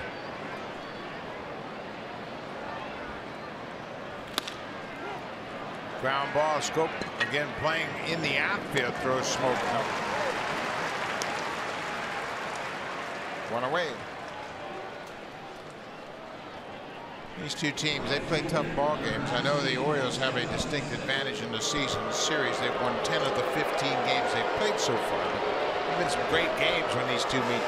Close, just like the Tampa Bay series, just like the Yankees series. I mean, every time you're in this division, this is a tough division. Night in and night out. They get after it.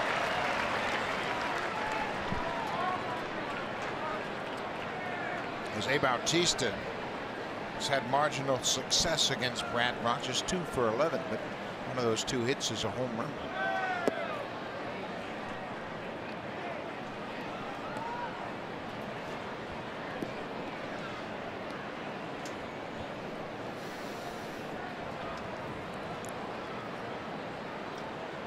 Nine games to this point, he's allowed just 3 hits to the Blue Jays all season long.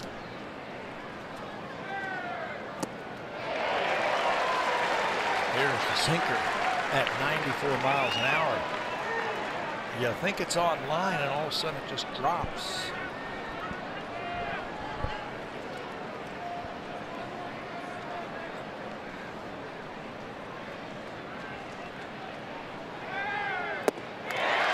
Bautista swings and misses. Second strikeout of the afternoon for Jose. Brad Brock 2 up, 2 down in the 8th. Sinker down and in, followed up by a slider down and away. Tough combination. Jose comes up empty. Second time that Jose has struck out this afternoon. Blue Jays have just 5 hits. The Orioles have out-hit them 9-5, but the Blue Jays have the advantage in the only column that matters. They lead at 4-3. Morales, little tapper back to the mound. Quick inning for Brad Brock. We'll go to the bottom of the 8th. The Blue Jays lead at 4-3. Now time for a Blue Jays Central update. Here's Jamie Campbell in the Samsung broadcast studio.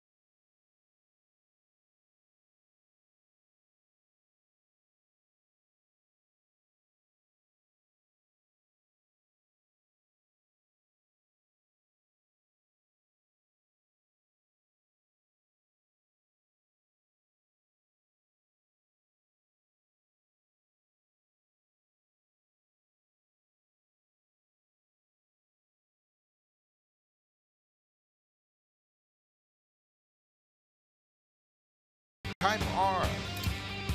Josh Donaldson has been on a tear over the last month and a half, and he does it again this afternoon for the Blue Jays. One swing of the bat, 3 runs are going to come across for Toronto as he puts this one halfway up the bleachers in right center field. That's the home run, his 25th of the season. That came in the 3rd inning and broke the scoreless tie. And this afternoon's drive of the game is brought to you by Josh Donaldson. Well, Donaldson's had a terrific series and a great second half to his season. And he's been a big producer for the Blue Jays since his trade from Oakland.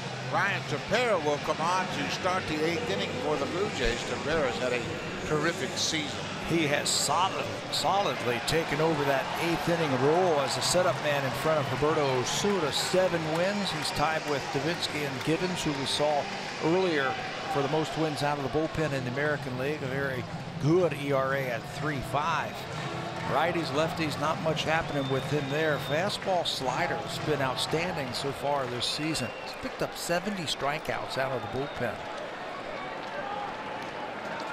Well, he's got the meat of the order to deal with. Jonathan Schoop, Adam Jones, and Trey Mancini.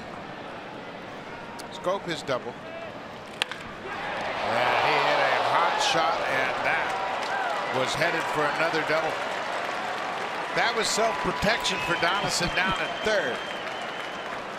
I mean, that was scalding. Well, he's doing it with the bat, and now he's doing it with the glove. He's had a great series fielding the baseball. That ball hooks at you as a 3rd baseman, and it gets on you so fast. I mean, you're dealing with white shirts in the background. You're dealing with the bat coming through the zone. Tough to pick up. Donaldson made it look easy.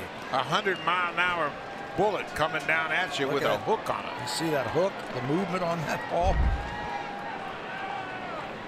Adam Jones is 1 for 3. Tepera's done a terrific job since he's moved into the 8th inning role, because he's thrown a lot of first pitch strikes and puts the hitters in a defensive mode right out of the bat. Jones has never had a hit against Ryan Tepera. He's over 5. Add to that a wipeout, wicked slider that he can throw in good spots. Urania at 2nd. Jones is 0 for 6 against Ryan Tepera.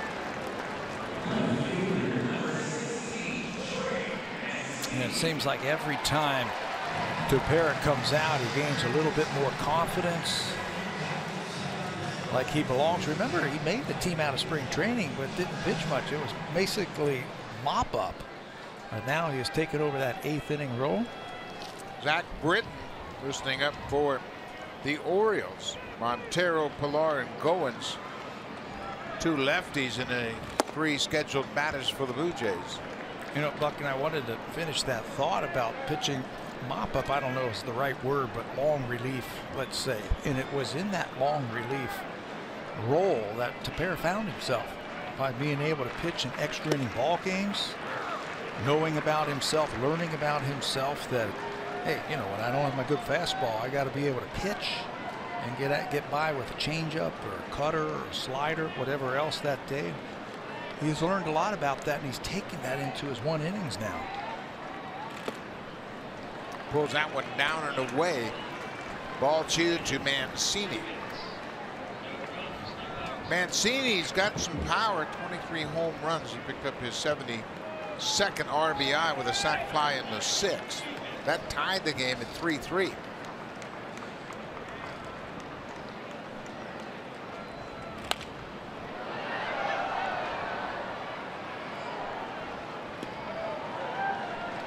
He's also become a clutch hitter for the Orioles. Mancini's had 19 RBIs in the 7th inning or later. It's tied for 3rd on the Orioles, coming up with big hits, big home runs.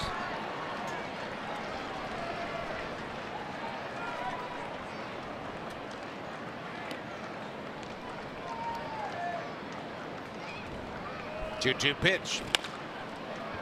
Pulled foul. You know, you mentioned the 19 RBI, 7th inning later, and that is a very impressive stat given the way the game is played today. You're dealing with potentially 3 different pitchers in the 7th, 8th, and 9th, and they're going to be shutdown pitchers like Dominic Leone, Ryan Tepera, Roberto Osuna. So when Mancini's delivered 19 RBIs in the 7th inning beyond, he's coming up with some big hits. Yeah, you're not facing some tired starter from the 7th inning on.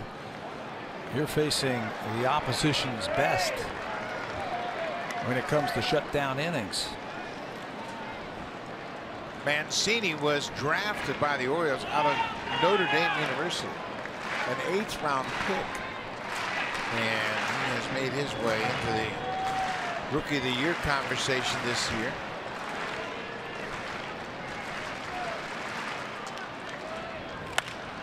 Drives this one to center. Pilar can't make the play.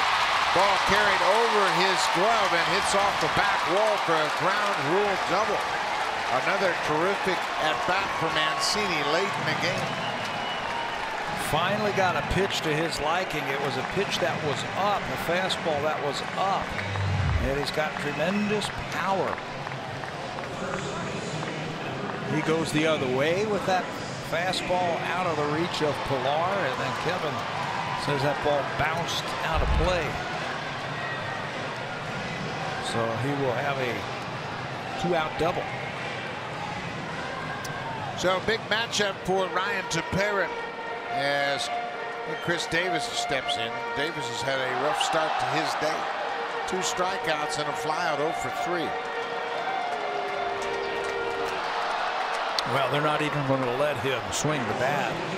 He had a hit against Tepera in his career, and that one hit was a home run. Now the guy coming up is 3 for 4 in his career against Tepera, but they'd rather have this matchup, right-handed pitcher versus a right-handed batter. Mark Trumbo homered in the 4th. He singled in the 7th.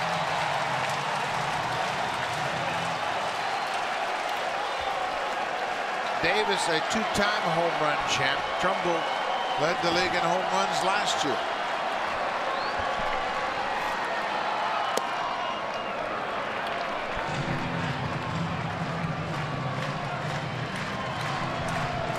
A very deep lineup the Orioles feature. Trumbo's hitting 7th. He hit a double to center field here the other day. A single off of Stroman's arm yesterday. His home run went to center field, and his single went to right field. Any secret to what he's trying to do? Stay in a big part of the field. Exactly. He's not had a good year by his standards. 21 home runs, 60 RBIs. Last year he had 47 home runs. So I think now, in an effort to get his stroke back, he's just thinking about staying up the middle. Staying up the middle, the big part of the ballpark, from left center to right center. Well, now you have to have in your book right here, if I get into this situation in the 8th inning, 2 strikes, you have to have a go-to pitch to get him out.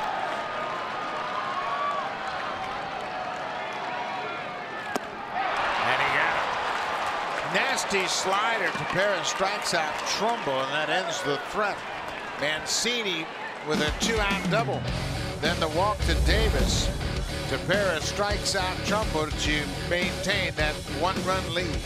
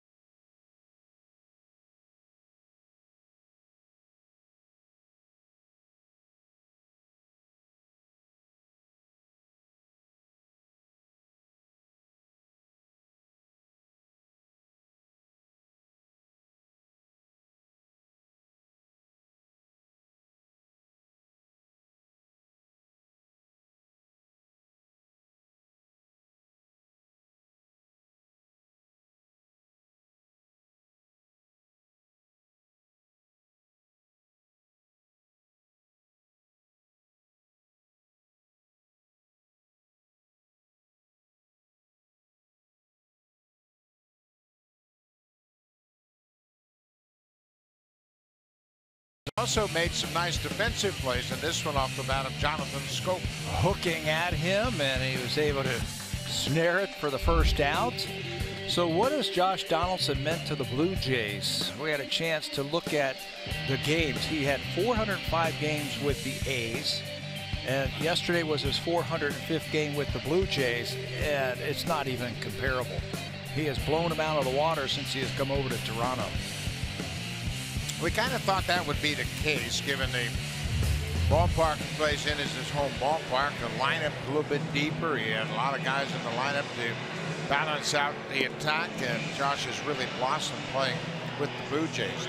The home run he hit today is 25th home run of the season, and now he's 5 home runs from having his 3rd straight 30 home run season.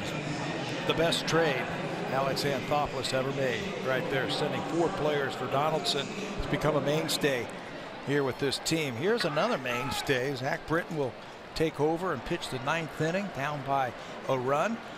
The all-star closer is 13 for 14 in save opportunities. He's had some injury problems this year, so he doesn't have as many games.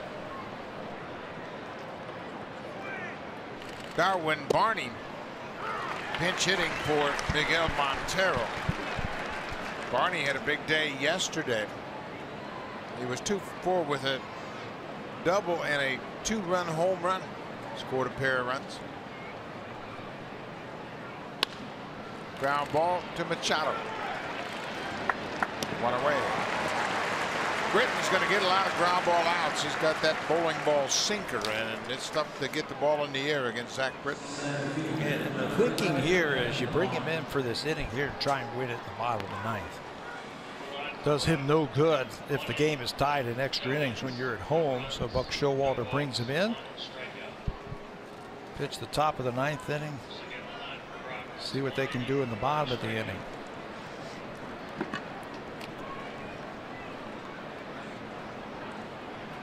Kevin Pillar's gone 0 for 3 so far. Bounces that one off home plate. Machado jumps and fires in time. Pat, you made a point earlier in this ball game about the arm strength of the Orioles infielders, and that's another example of just how good of arms they have on the infield. A plus arm at 3rd base, a plus arm at 2nd base. Look at this throw, how quickly and accurately he gets it across the field. Chris Davis at 1st base has a great arm. Wellington Castillo, the catcher, has a great arm. I mean, it's like the Orioles have surrounded their team with plus arms in the infield, and it shows why. Roberto Osuna loosening up for the Blue Jays with a 1-run lead. Top of the 9th inning, 2 outs. Ryan Goins got a pair of doubles. Ryan has scored the go-ahead run that came back in the 7th. Arm strength turns hits into outs when you have it. Beckham's got an above-average arm at shortstop.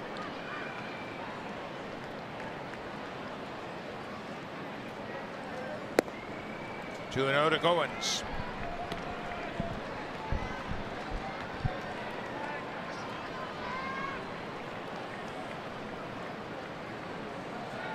Richard Blyer, the relief pitcher, he was the 3rd pitcher of the afternoon. He was charged with the earned run that made the difference in this game. Blyer came in with 1 out in the 6th, got out of the 6th, but then gave up a 1-out double to Goins, and Goins scored on the hot shot infield hit by the pinch hitter Michael Saunders.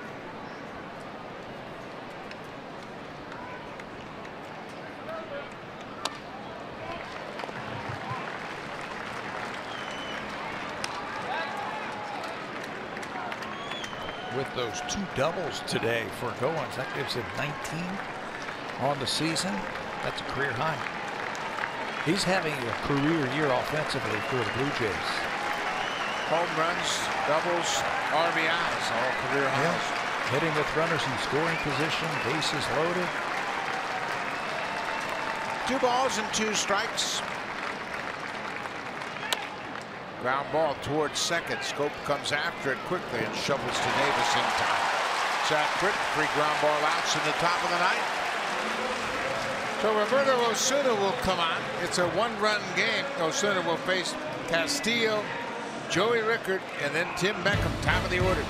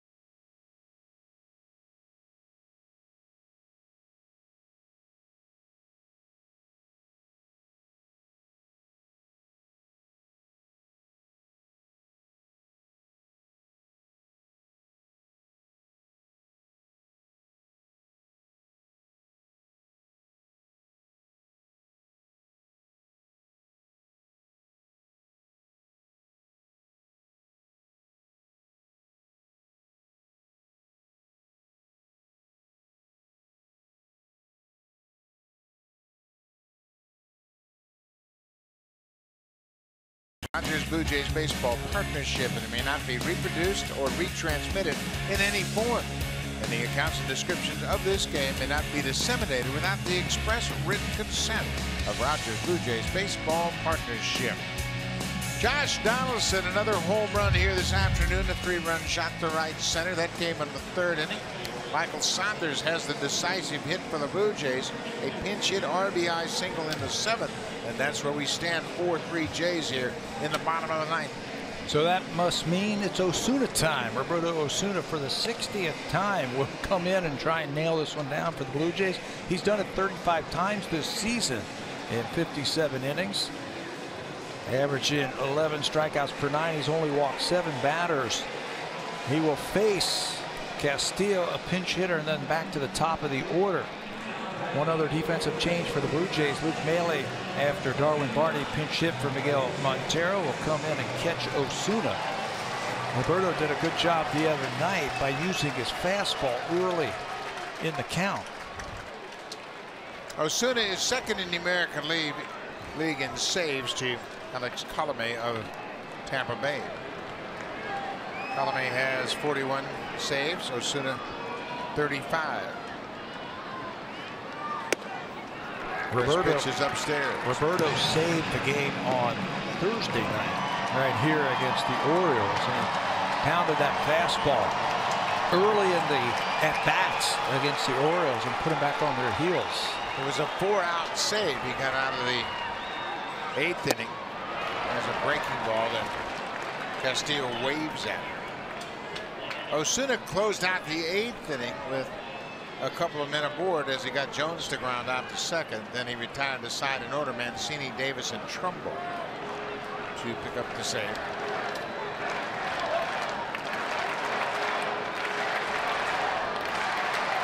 Wellington Castillo takes a strike. A little better velocity today. Yeah, with that 4-seamer. Up to 95. We've seen him as high as 97, 98 with that 4-seamer.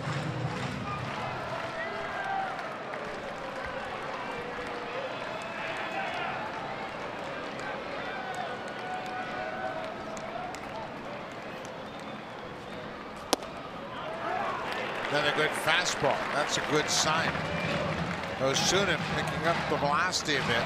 96 on that last pitch. His cutter is a pitch that he has come up with, and he's using it in good spots. This might be one right here. High and deep, and this one's going to go. Castillo has done it again. His second home run of the afternoon has tied it. That's 9 blown saves for Osuna, as the Orioles have a power-laden lineup.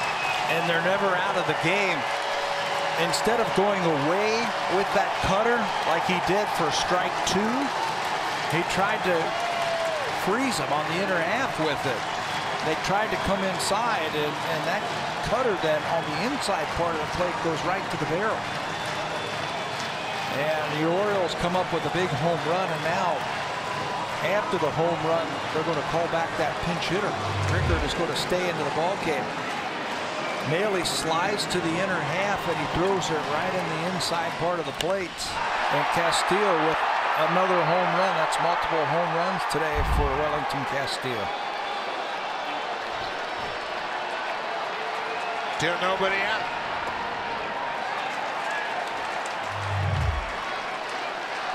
He homered his first time up. And that's on the inner half, right where he likes it.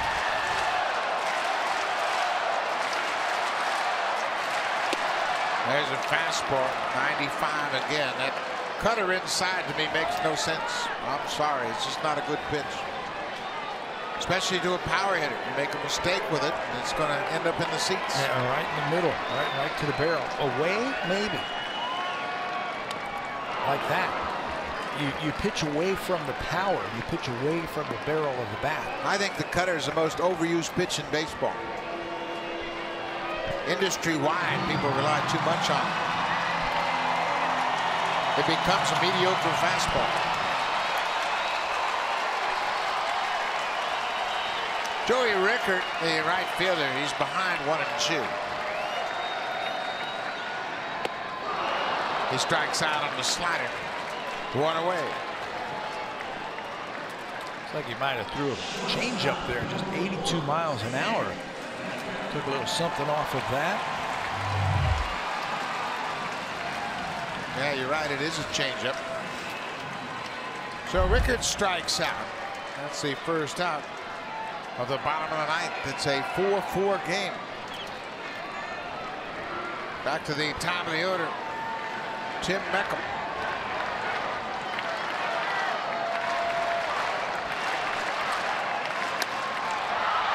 He lifts this one high, but it's going to slice foul into the seats.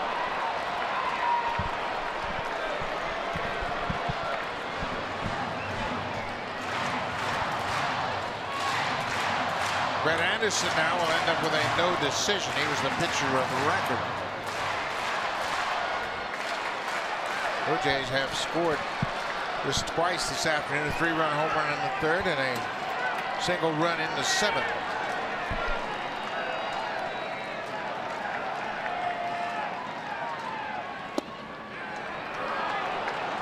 With the fastball down and away. That's his strength right there.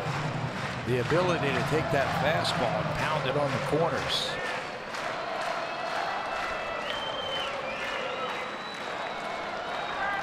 That shot reflects the feeling of all the Blue Jay fans here at the ballpark.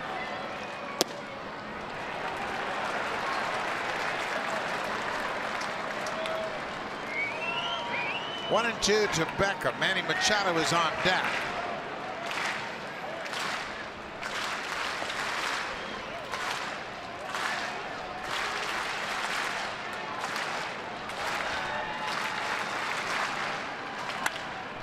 Ground ball right to Urania.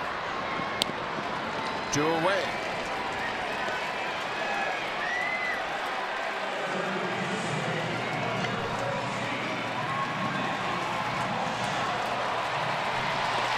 Now here is Manny Machado. He's mustered a bunch single in 4 at-bats. That's it. He had a 4-hit game on Friday night. 0 for 3 last night. 1 for 4 this afternoon. Scored the game winner. The only run of the ball game a couple of days ago.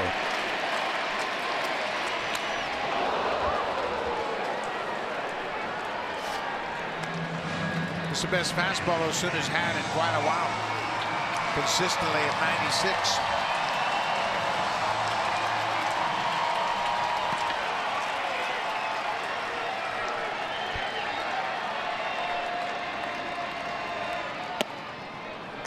Cutter off the plate.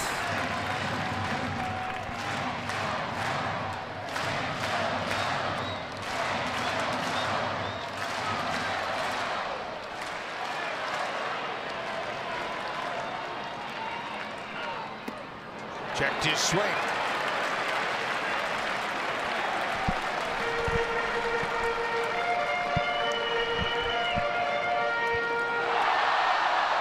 This is the combination, Machado and then Scope, that won the game for them on Friday night in the 13th inning. Machado had a single and then Scope hit a double. It's outside. He's not chasing that cutter off the plate.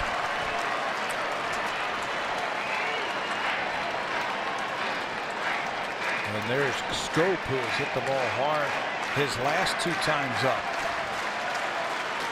Double into 6th and a line shot to 3rd in the 8th. Machado walks. A 2-out walk here in the 9th.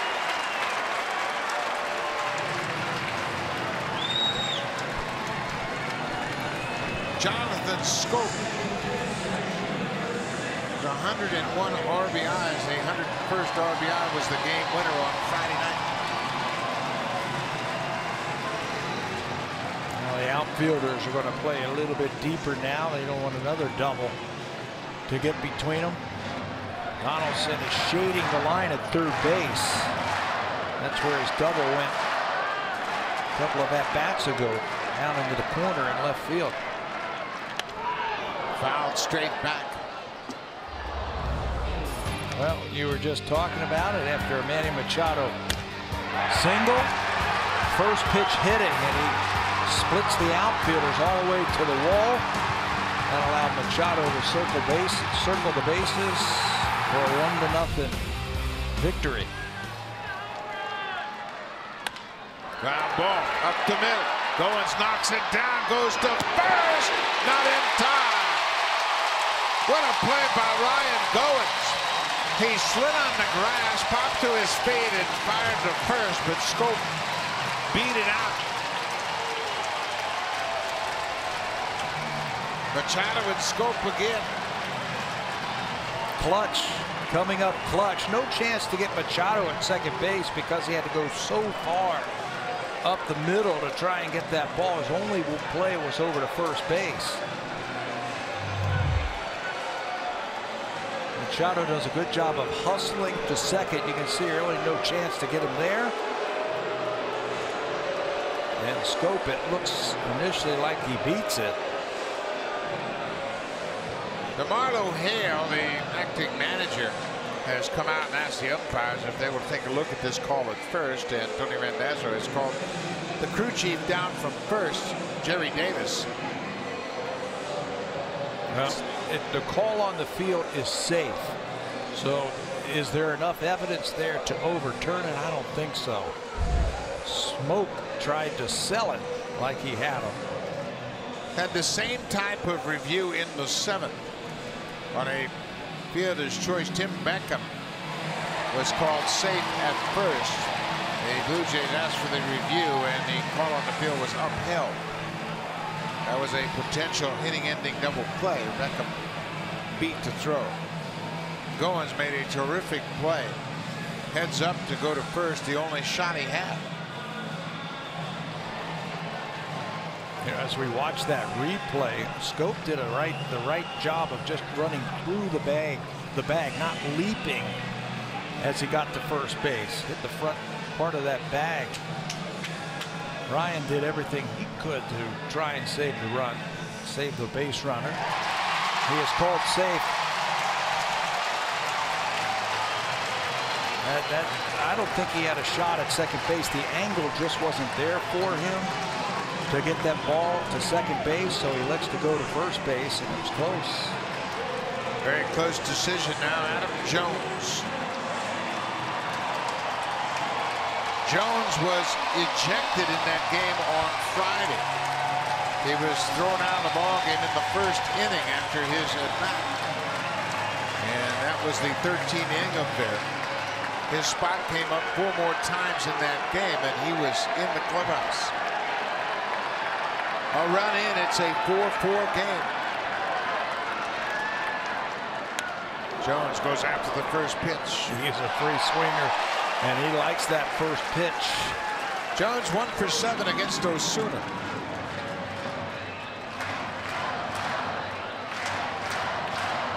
The Blue Jays have suffered 12 walk-off losses this season.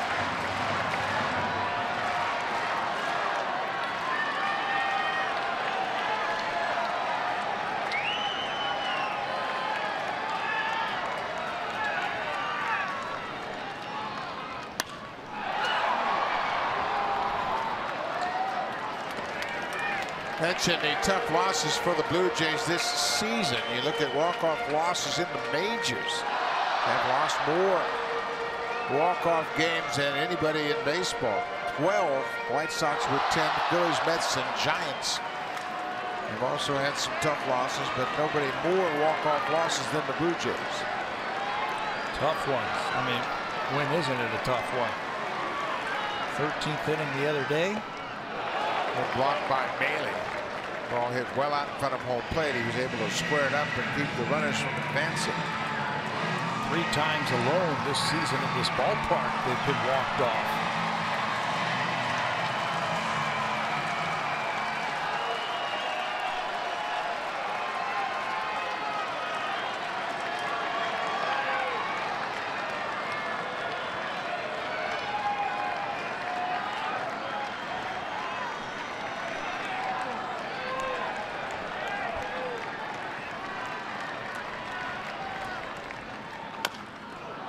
Bounced foul.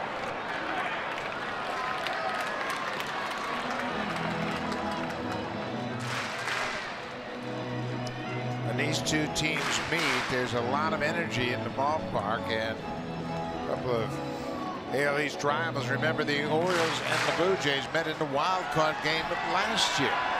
Edwin Encarnacion hit the walk-off home run against Ubaldo Jimenez.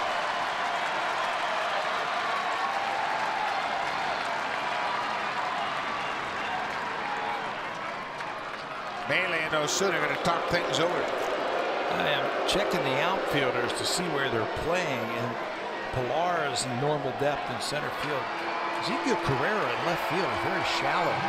If there's a base hit to left field, they have a shot at getting that runner at the plate. Bautista is shortened up just a little bit in right field, so they got a shot if he does get a base hit.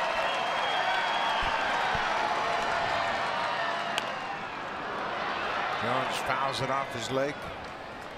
Inside pitch. Osuna, as we mentioned, this is the best fastball we've seen Roberto feature in quite a while. It's been up to 96.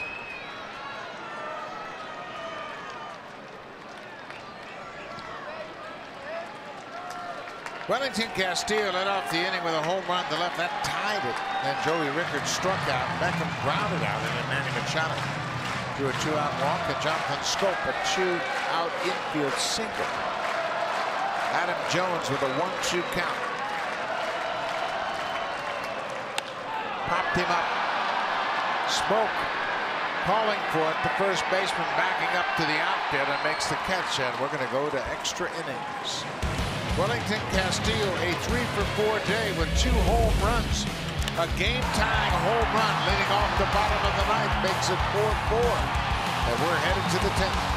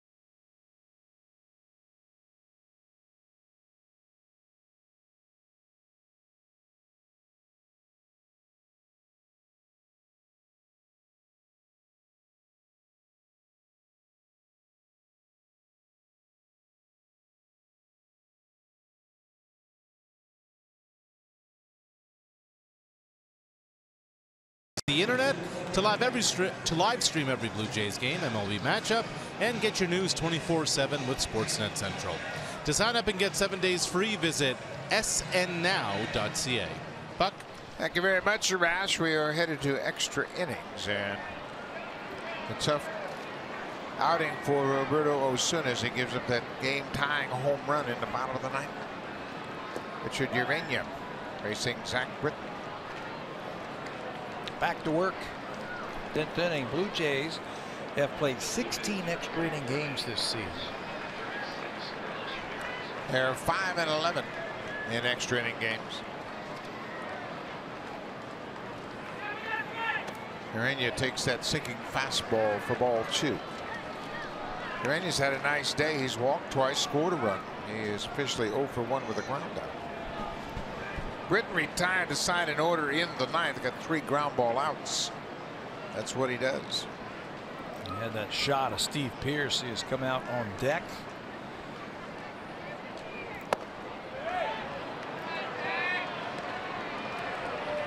Carrera was the scheduled batter. He had taken over as a pinch runner for Michael Saunders in the 7th.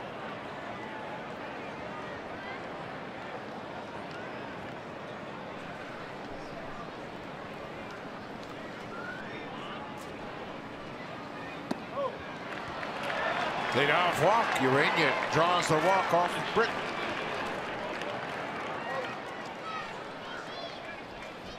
Well, Urania in his first big league start draws 3 walks today, batting in the 9th spot. This will be Steve Pearce. Yeah, and was robbed of a hit too by the second baseman Scope on a nice play. So he's aboard with the go-ahead run.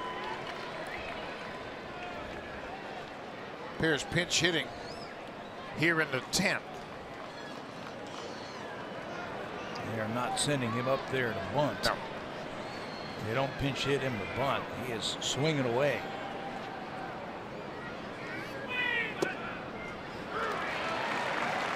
Pearce this season as a pinch hitter is 0 for 5.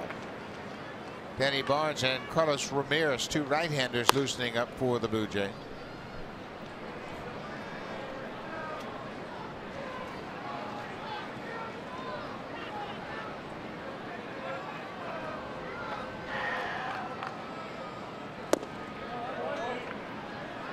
Ball on a strike now.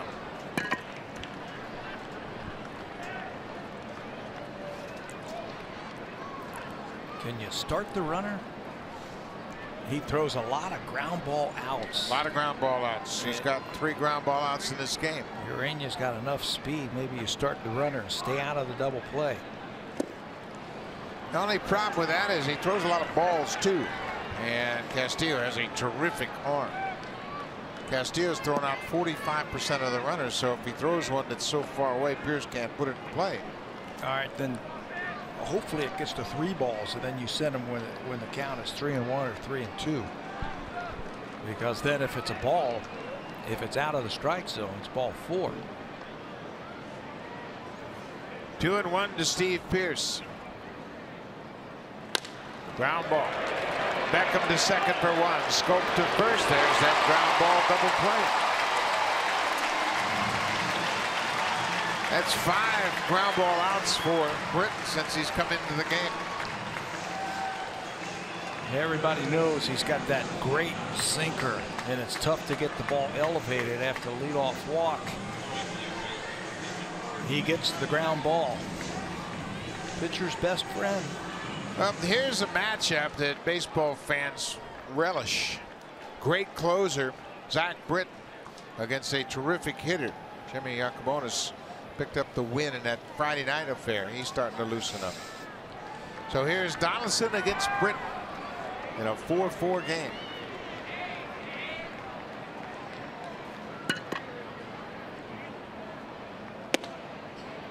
Josh is 2 for 9 against Britton, but he is homered against him. JD homered in the 3rd, a 3-run shot. That was off the starter Chris Tillman.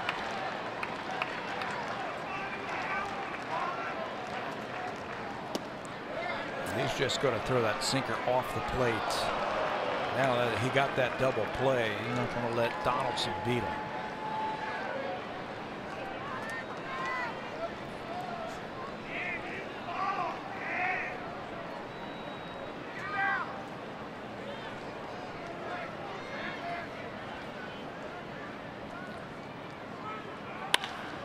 Ground ball, base hit for Donaldson. He's aboard with 2 outs.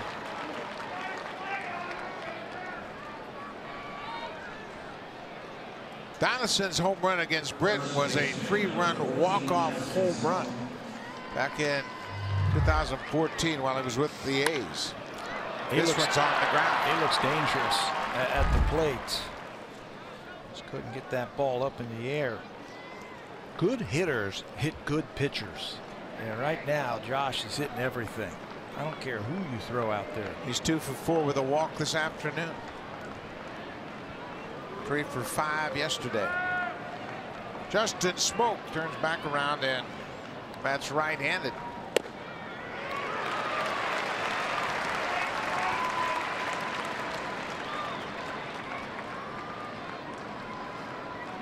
Smoke's got a couple of hits against Britton. He's 2 for 9. Well, it's hard to get 3 hits in a row off Zach Britton. They got that leadoff walk. Just couldn't get him in the scoring position for Donaldson and Smoke to knock him in. So that's why you suggested maybe they start the runner and stay out of the double play.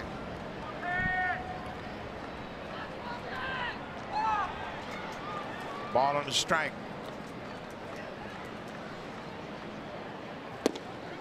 These two teams played 13 innings on Friday night. We're in the 10th this afternoon. It's a 1-0 win for Baltimore. Just the 5th game in this ballpark where they didn't hit a home run. The home run today has been big for the Orioles. Smoke shoots this one down the right side. It's slicing and going to go foul. Donaldson was all the way around second, halfway to third when that ball hit the ground. Now you mentioned the 5 games in 70 home games. That was the only the 5th time they hadn't homered. It's what they do. And since August 1st, they've been hitting more home runs than anybody.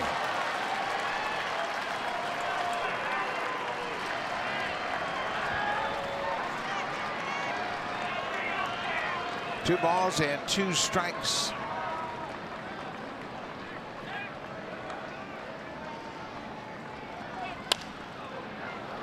Smoke covers that outside pitch.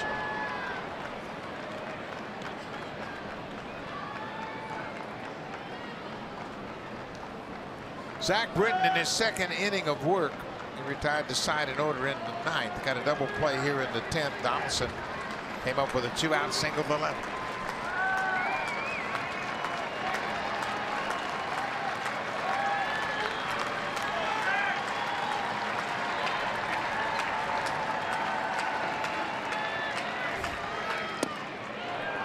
Good take.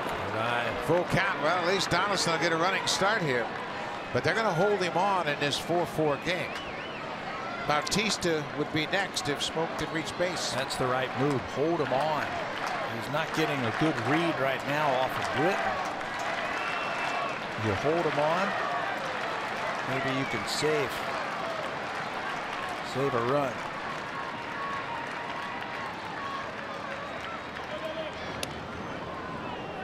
Yeah, anytime you can keep a base runner closer at first, and who knows, you hit a double, you might throw him out at the plate.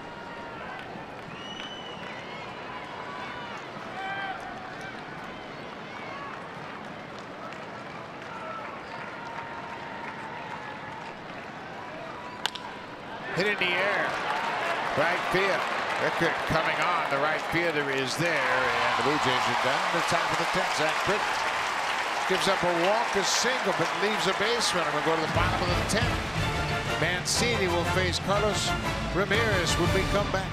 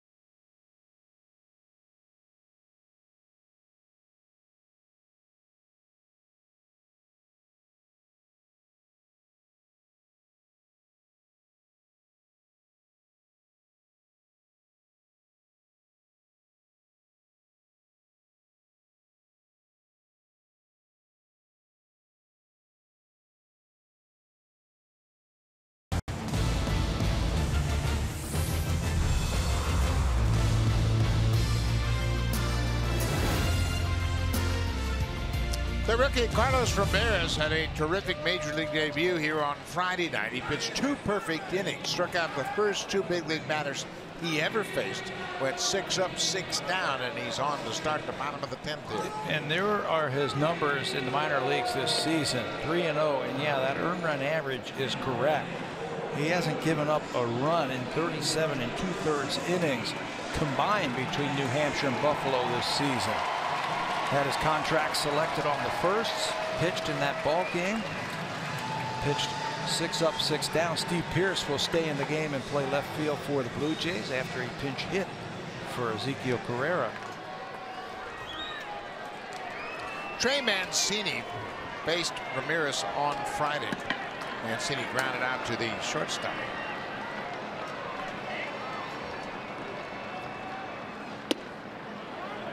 Mancini doubled in the 8th inning. That was with 2 outs, but he was stranded there. Mark Trumbull was struck out to end the inning.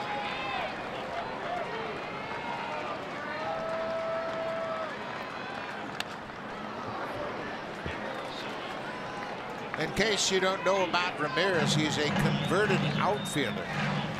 He made the conversion to pitching in 2014.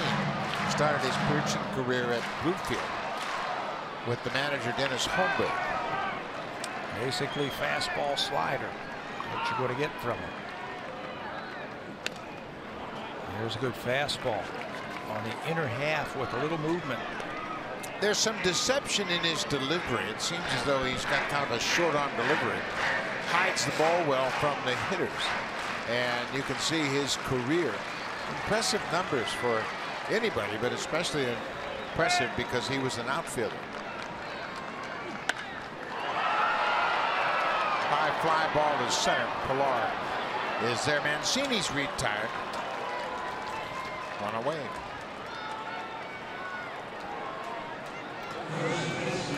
You watch Ramirez pitch, you say, okay, 92, 93.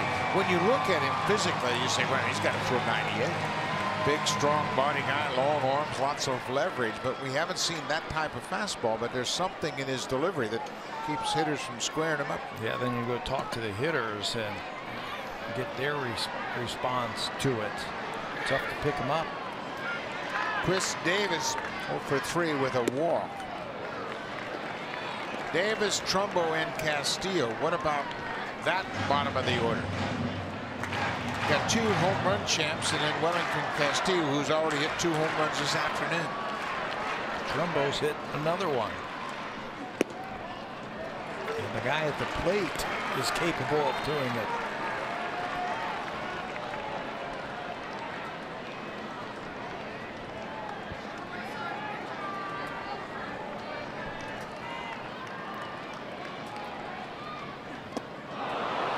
There's that slider. He was guessing fastball 2-0. A lot of the scouts that saw the game on Friday complimented Ramirez for the ability to change the shape of his breaking ball. Sometimes it's short and quick, other times it's big and slow with a lot more deception. Looks like he's got a decent feel for that pitch.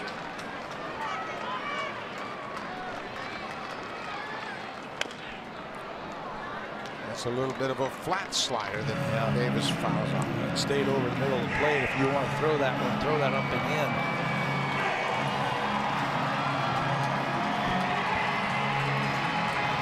Davis has come into this game struggling a little bit offensively, but he's still a threat.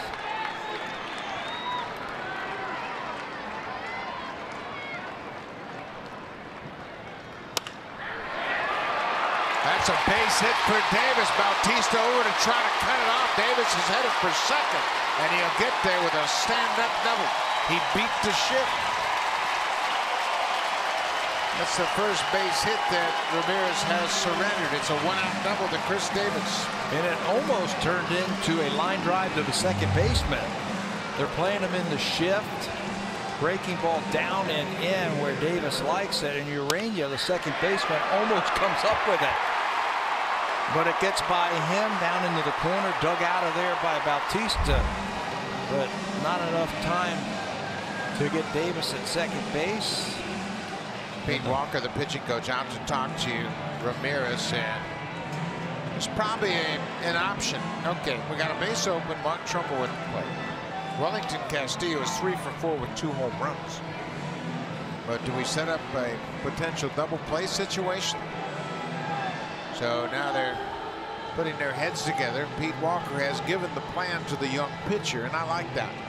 You go out there and take the onus off the youngster and say, okay, here's what I want you to do. Go after Trumbo and use breaking balls away, however. Yeah. But give him an idea of what you want him to do. And if you end up walking him, okay, no harm, no foul. Set up the double play. Trumbo has had a nice afternoon also. A couple of hits and an RBI. Homer to dead center back in the 4th.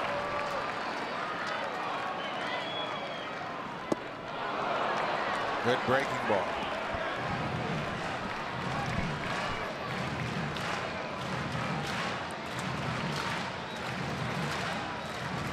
Another tense situation for the Blue Jays here in Oriole Park in Camden Yards.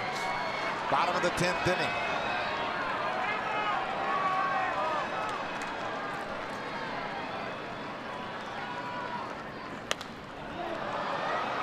Out of play.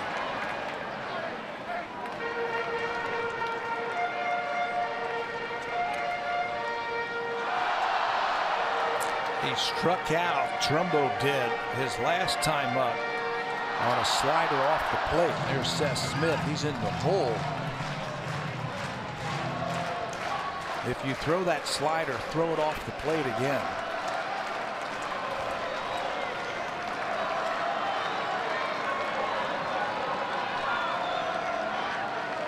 Oh, 2. There it is, off the plate. Took it a little bit further away from Trumbo. And Ramirez strikes him out. So Pete Walker made a timely visit to the mound.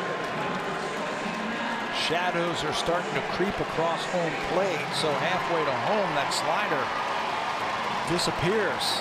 It looks like a fastball. You start your swing, and that's the same pitch they got Trumbo last time to strike out on. So Ramirez will work to Wellington Castillo, who's had a terrific game. 3 for 4, 2 home runs and a single.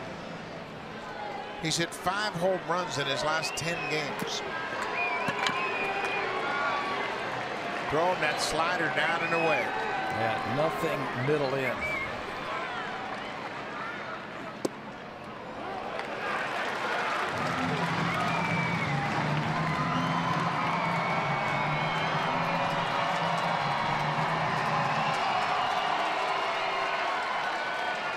One ball, no strikes.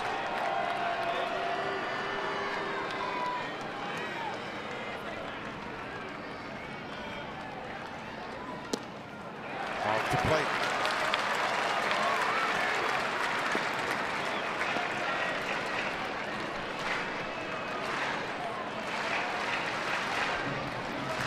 Seth Smith has come out on deck. He's going to pinch hit for Joey Rickard. The Blue Jays don't have anyone throwing in their bullpen.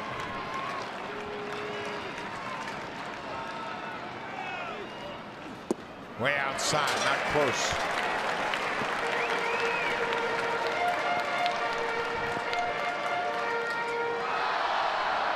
Chris Davis hit a 1-out double. He's still at second. Seth Smith has grabbed the bat. Do you give him the green light here? I think by all means. Absolutely. He's got the green light. A right to swing at anything. He's not going to get a fastball. Well, they did give him a fastball inside again. And he took it. Wow, that surprises me.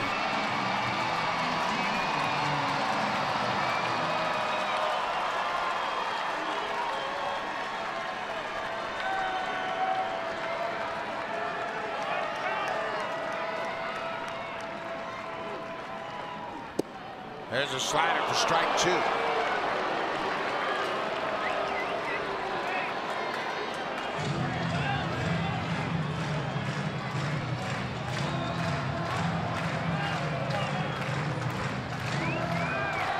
Castillo with his 5th multi-home run game of his career.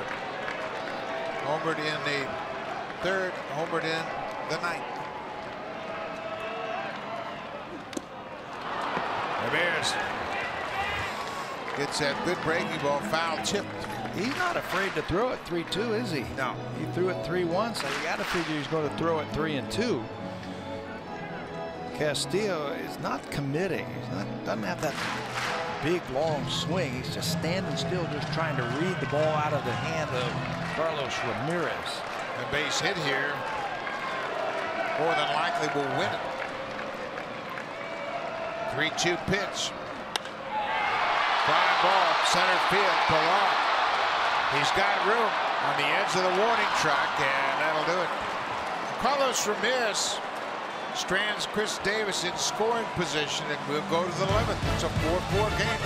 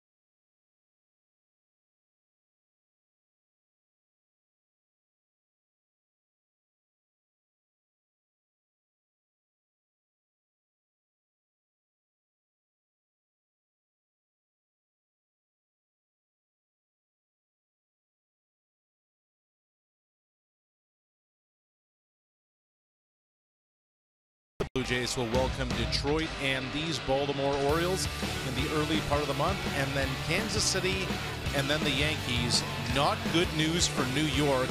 The Yanks have put outfielder Aaron Hicks on the 10-day DL because of a strained left oblique. Buck just comes less than a month after he missed 6 weeks because of that right rib cage injury. Absolutely, Arash. That sounds to me like a season-ending injury for Aaron Hicks, who's become such a big part of their offense there in New York. It's a tough injury. Here's Jimmy Yacobonis, who picked up the win, his first big league win. That was on Friday night. Yacobonis came in and pitched the 13th inning. And then the Orioles scored in the bottom of the 13th, and he picked up the W. Scoreless inning with a walk. A call from AAA that day when rosters expanded. Good fastball and a slider. That's basically what you're going to get from him. At times he can get a little wild.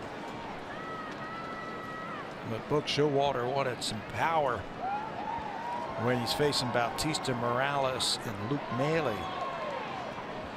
Bautista did not face Yacobonis in Friday's game. He did not start in that game. Appeared as a pinch hitter. That just won it back.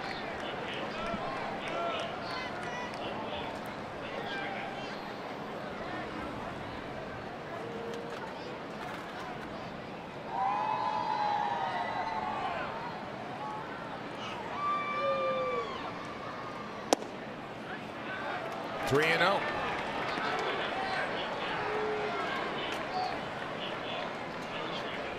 Throws hard. At times he can lose the plate.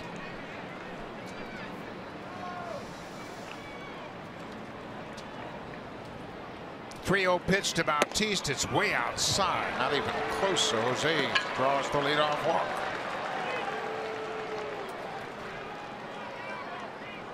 Kendrys Morales, switch hitter. Kendrys has gone 0 for 4 to this point.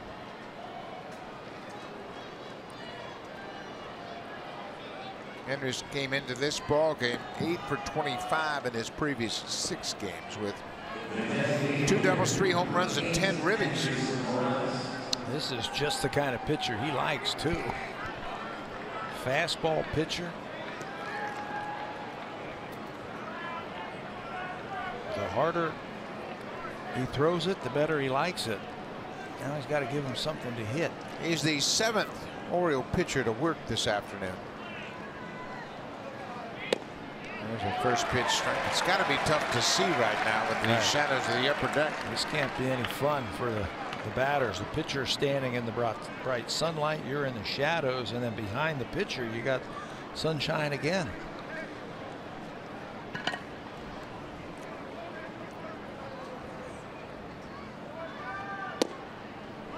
Morale's got a little break. There's some cloud cover now, and it has minimized the impact of those shadows. Hit it quick. Yeah, don't step out. Stay in there. Hurry and throw me a strike. 1-1 pitch. On the ground. What a play by Davis, and Bautista is going to be hung up, and they'll turn it into a double play. Davis gets so much credit because he's a big, powerful slugger, but he can really play first. He turned a Justin Smoke line drive into a double play, and he turns this hot smash from Morales into a double play. That's Machado in the shift, turning the double play. He's got soft hands and a great arm. There's another instance when an infielder for the Orioles shows off his arm. He couldn't come up with the smash from Saunders that put the Blue Jays in the lead, but this time comes up and they turn it. A 3-5-1 double play. The third double play the Blue Jays have hit into this afternoon.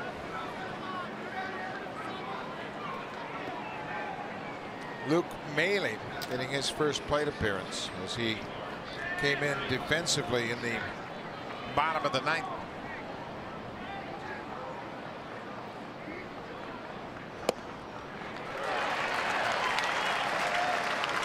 This guy doesn't look like he overthrows. It's a nice, smooth 96, 97. Originally a 13th round draft pick by the Orioles in 2013. Comeback. Yacobonis flips to first, and he is out. He walked the leadoff man Bautista, but then gets a double play and a ground down. They'll go to the bottom of the 11th. So a tie game at 4-4.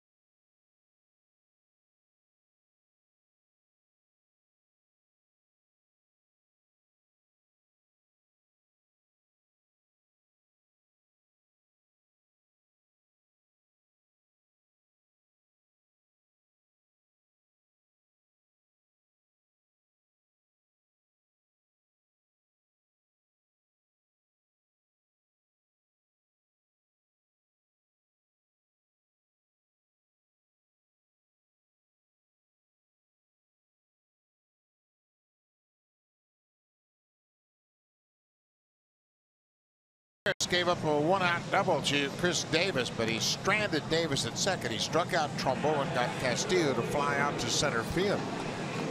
There's no rattle factor so far in this young man. We have seen him pitch now 3 innings, and he seems to be very comfortable pitching in the big leagues. He's only been pitching for 3 seasons. Here he is in the big leagues in a pennant race. Orioles trying to win. He's trying to hold him off. Joey Rickard, number 9 hitter, will lead things on. Rickard 1 for 4. He had a single in the third inning, his first at bat.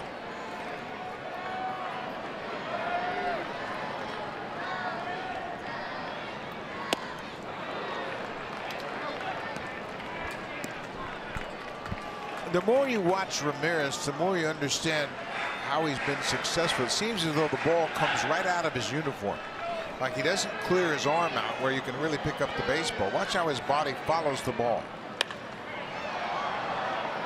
Pierce, the left fielder, gives way to Pilar, the center fielder, as that pop-up is caught in the gap. 1 out.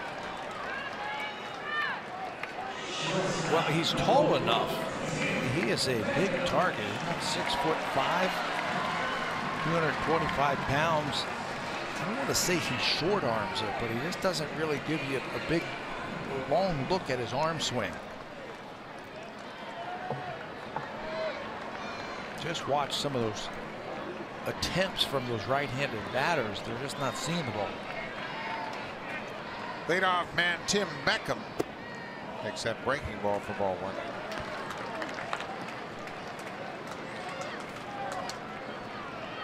The Orioles have 13 hits. The Blue Jays have just 6.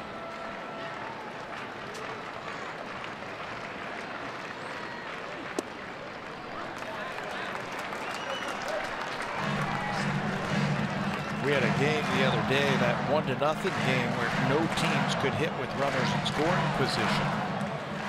All kind of problems. Blue Jays have shut down the Orioles with runners in scoring position today. They're 0 for 14.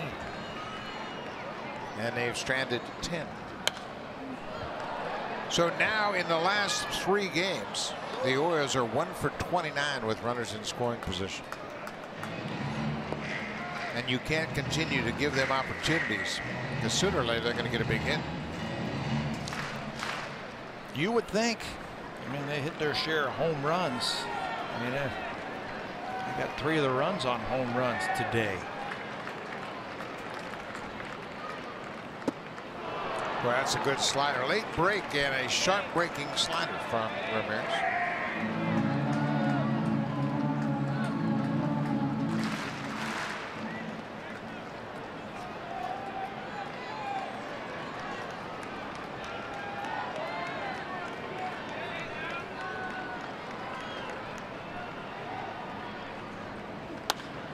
Little flare into right. Bautista coming over and makes the catch. Beckham is retired, 2 away in the bottom of the 11th.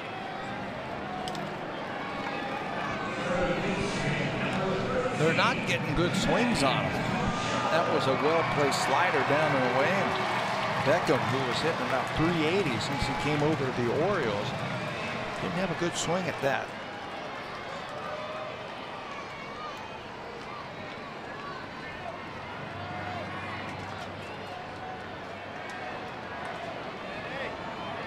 Kansas City Royals are leading the Minnesota Twins, top of the 8th in Minnesota, 5-4. So that certainly has an impact on the Orioles. There's another good slider. Indians won again today.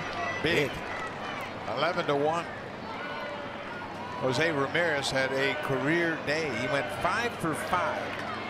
Hit 3 doubles and 2 home runs and had 14 total bases. He's going to be in the MVP conversation. 5 extra base hits in 1 game. He's batting .310. He's driven in 66 runs. And he's got 22 home runs. They got some star players. 1-1 to Manny Machado. Fouls it back. And he goes down to 1 knee trying to elevate that ball.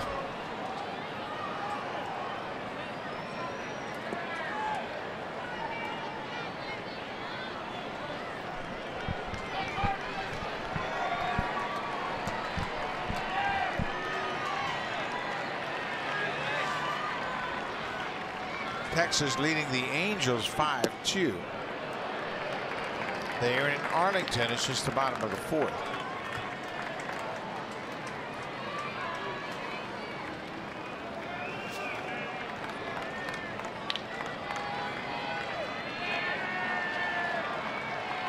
2 balls, 2 strikes, 2 outs. A 4-4 tie in the bottom of the 11th. Ramirez continues to baffle the Oriole hitters. Another strikeout for Carlos Ramirez, his second. We'll go to the 12th.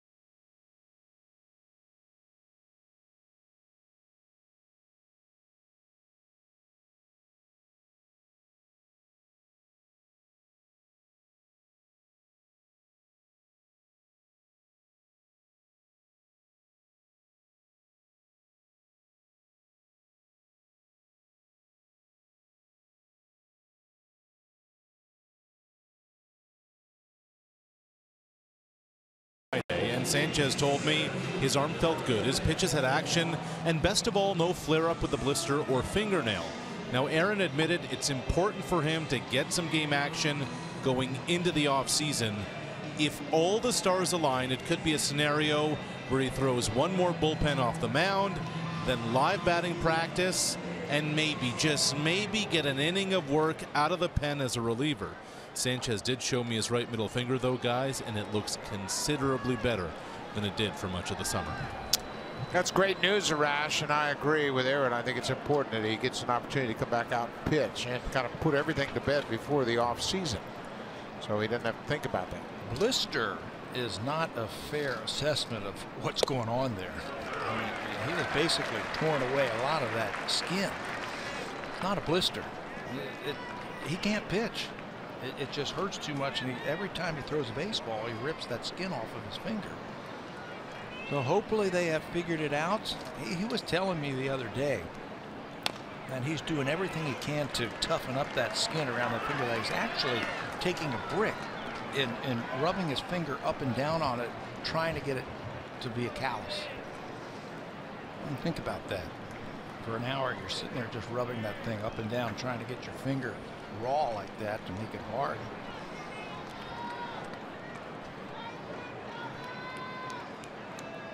Kevin Pillar behind 0-2. In the air to right. Rickard back. He makes the catch just short of the warning track and right on the way. Jimmy Yacobonis is the pitcher. He came in to start the 11th. Got a double play and a ground out to end the inning. Ryan Goins has had a good day. 2 for 4 pair of doubles. He scored a run. He scored the 4th run for the Blue Jays. That was in the 7th. Michael Saunders came on as a pinch hitter and drove in Goins, and that gave them the lead, but that lead evaporated in the bottom of the 9th. Looked like it was going to be a game winner. He's played great defense at shortstop today too. I've got a couple of stars next to some of those plays. Took a hot shot off the bat of Wellington Castillo in the 4th inning. Turned it into a 6-3 ground out.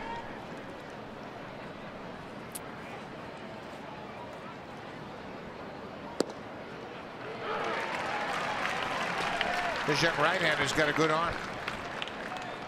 He was pitching out of the bullpen in AAA Norfolk and had good numbers in AAA. You can see the life on his fastball. He's hit 96 with it. It's the second time that he has been up in the big leagues. He came up in the middle of June or so, very briefly, but they believe in him. They believe in his arm. That's something you can't teach. throwing 96. You might be able to teach him a better grip on his breaking ball, or a better grip on a two-seamer, or something to help him stay in the strike zone. But you can't teach a guy who can't throw 96 or 97 to somehow all of a sudden turn it up and do that. Now, when you got a power arm, it's a power arm. Double-barreled action for the Orioles in Noah and Hart. Noah was just added today. Hart was added yesterday, so they have had some reinforcements. The Blue Jays have a relief pitcher that joined them here midway through this game. Chris Rowley has come back with the Blue Jays. He's now in the Blue Jays bullpen.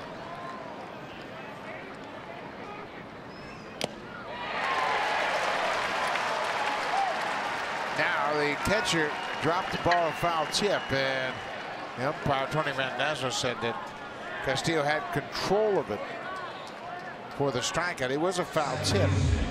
Watch the catcher.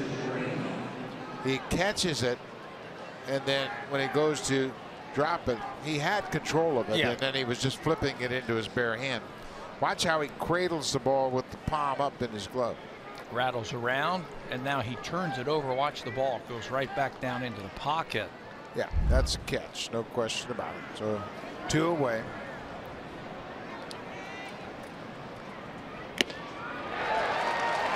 Richard Urania getting his first start in the big leagues at second base. He's walked 3 times, so he's officially 0 for 1.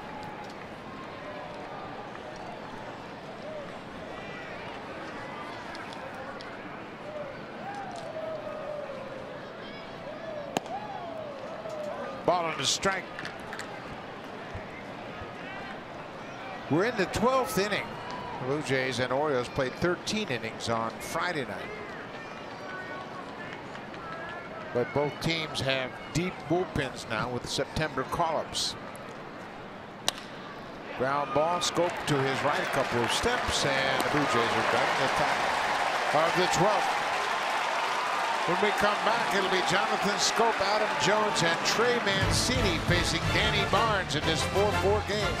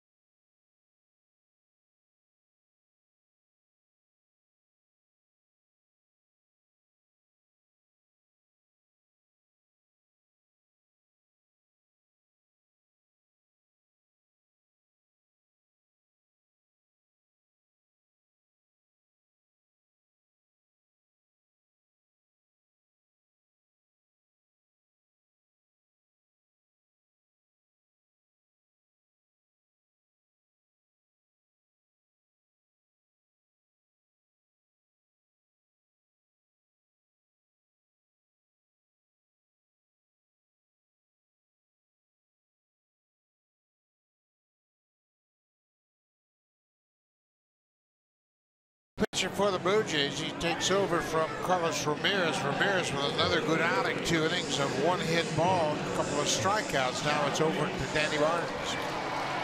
Barnes in for the 52nd time. He's had a little bit of a rough patch since the All-Star break. ERA over 5 in 19 games since the break.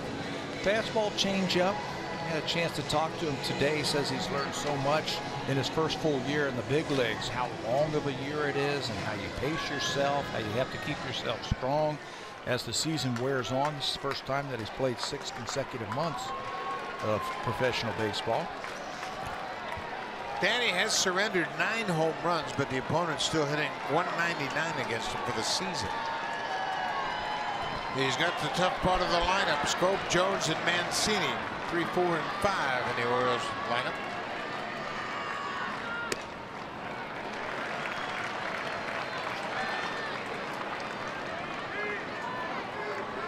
Jonathan Scope is 2 for 5.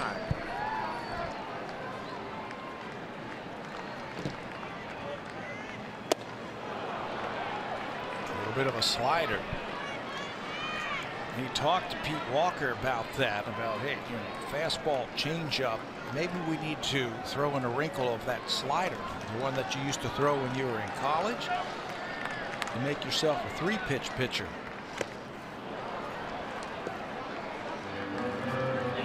Yeah, you know what? And word's out now that Danny Barnes is a fastball changeup guy. You got to have one more pitch just to put that in the hitter's mind.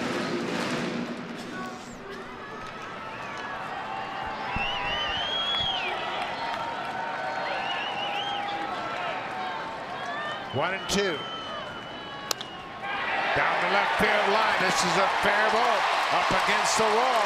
Scope is headed for second. Here's the throw from Pierce. It's well not in time. And Scope, his second double of the afternoon, his third in. He's hit the ball hard. His last 4 times at the plate, he's got that average up over 300. 30 and 100, 30 home runs, 100 RBIs, his 33rd double of the season as he starts the 12th with a pitch that was down, like a changeup that was down. Plate coverage, go down and get it. Short to the ball. This looks a lot like his double that he had back in the 6th inning. In that inning, they manufactured a run. The only run they manufactured this afternoon. Leadoff double. Jones got him over to third, and then a sacrifice fly by Mancini. Jones again with a thought about hitting it on the right side. Swings right through it. First pitch changeup. Jones doubled in his first at bat. He has gone 0 for 4 since.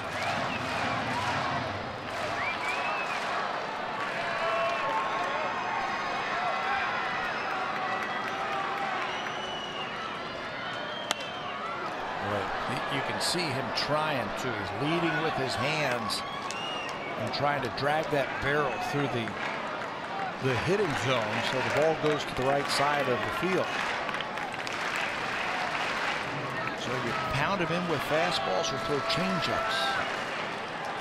Try and get him out on his front foot so he can hit a weak grounder on the left side of the infield.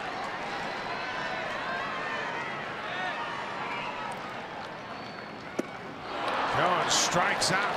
Big pitch by Danny Barnes. First out after the leadoff double.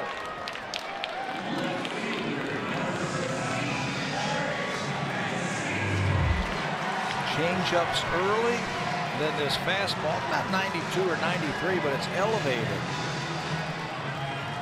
Jones swings through. It looked like he might have tipped that ball. And Luke Mailer was able to hold on to it. Big first out.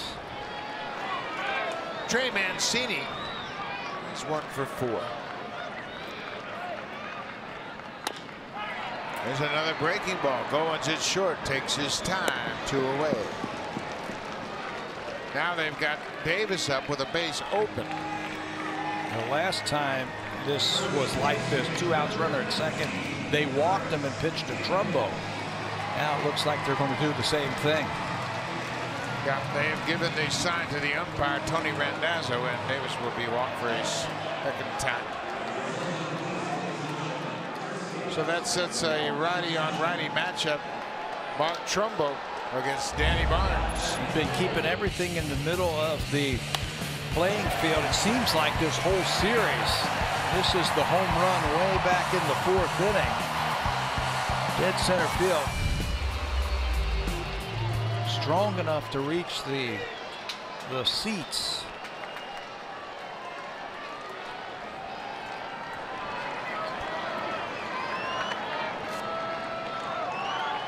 Two outs, 2 on. Upstairs.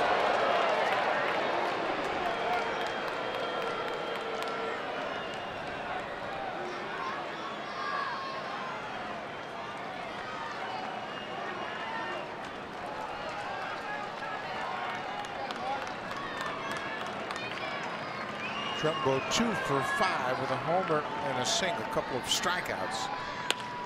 Line drive left field. Pierce coming over, and that's the ball game. Mark Trumbo, for a second time this season, has walked off the Blue Jays. Another tough loss for the Blue Jays. They lose it in 12 innings, 5-4 on the Trumbo RBI double. You know, the first game in this ballpark this season that the Blue Jays played was opening day. Mark Trumbo won it with a home run to left field. The last game they play here this season in this ballpark, they lose on a Trumbo double. They lost the other night on a walk-off, and they get walked off again, this time by Trumbo. Looked like a changeup that was in. And he waits back and pulls it. Valiant effort by Pierce as he dives to no avail. The Orioles split the series with the Blue Jays. Bottom of the order doing a job, Castillo and Trumbo today. Blue Jays lose it. We'll see it tomorrow night. Stay tuned. Here's Blue Jays Central. Jamie Campbell.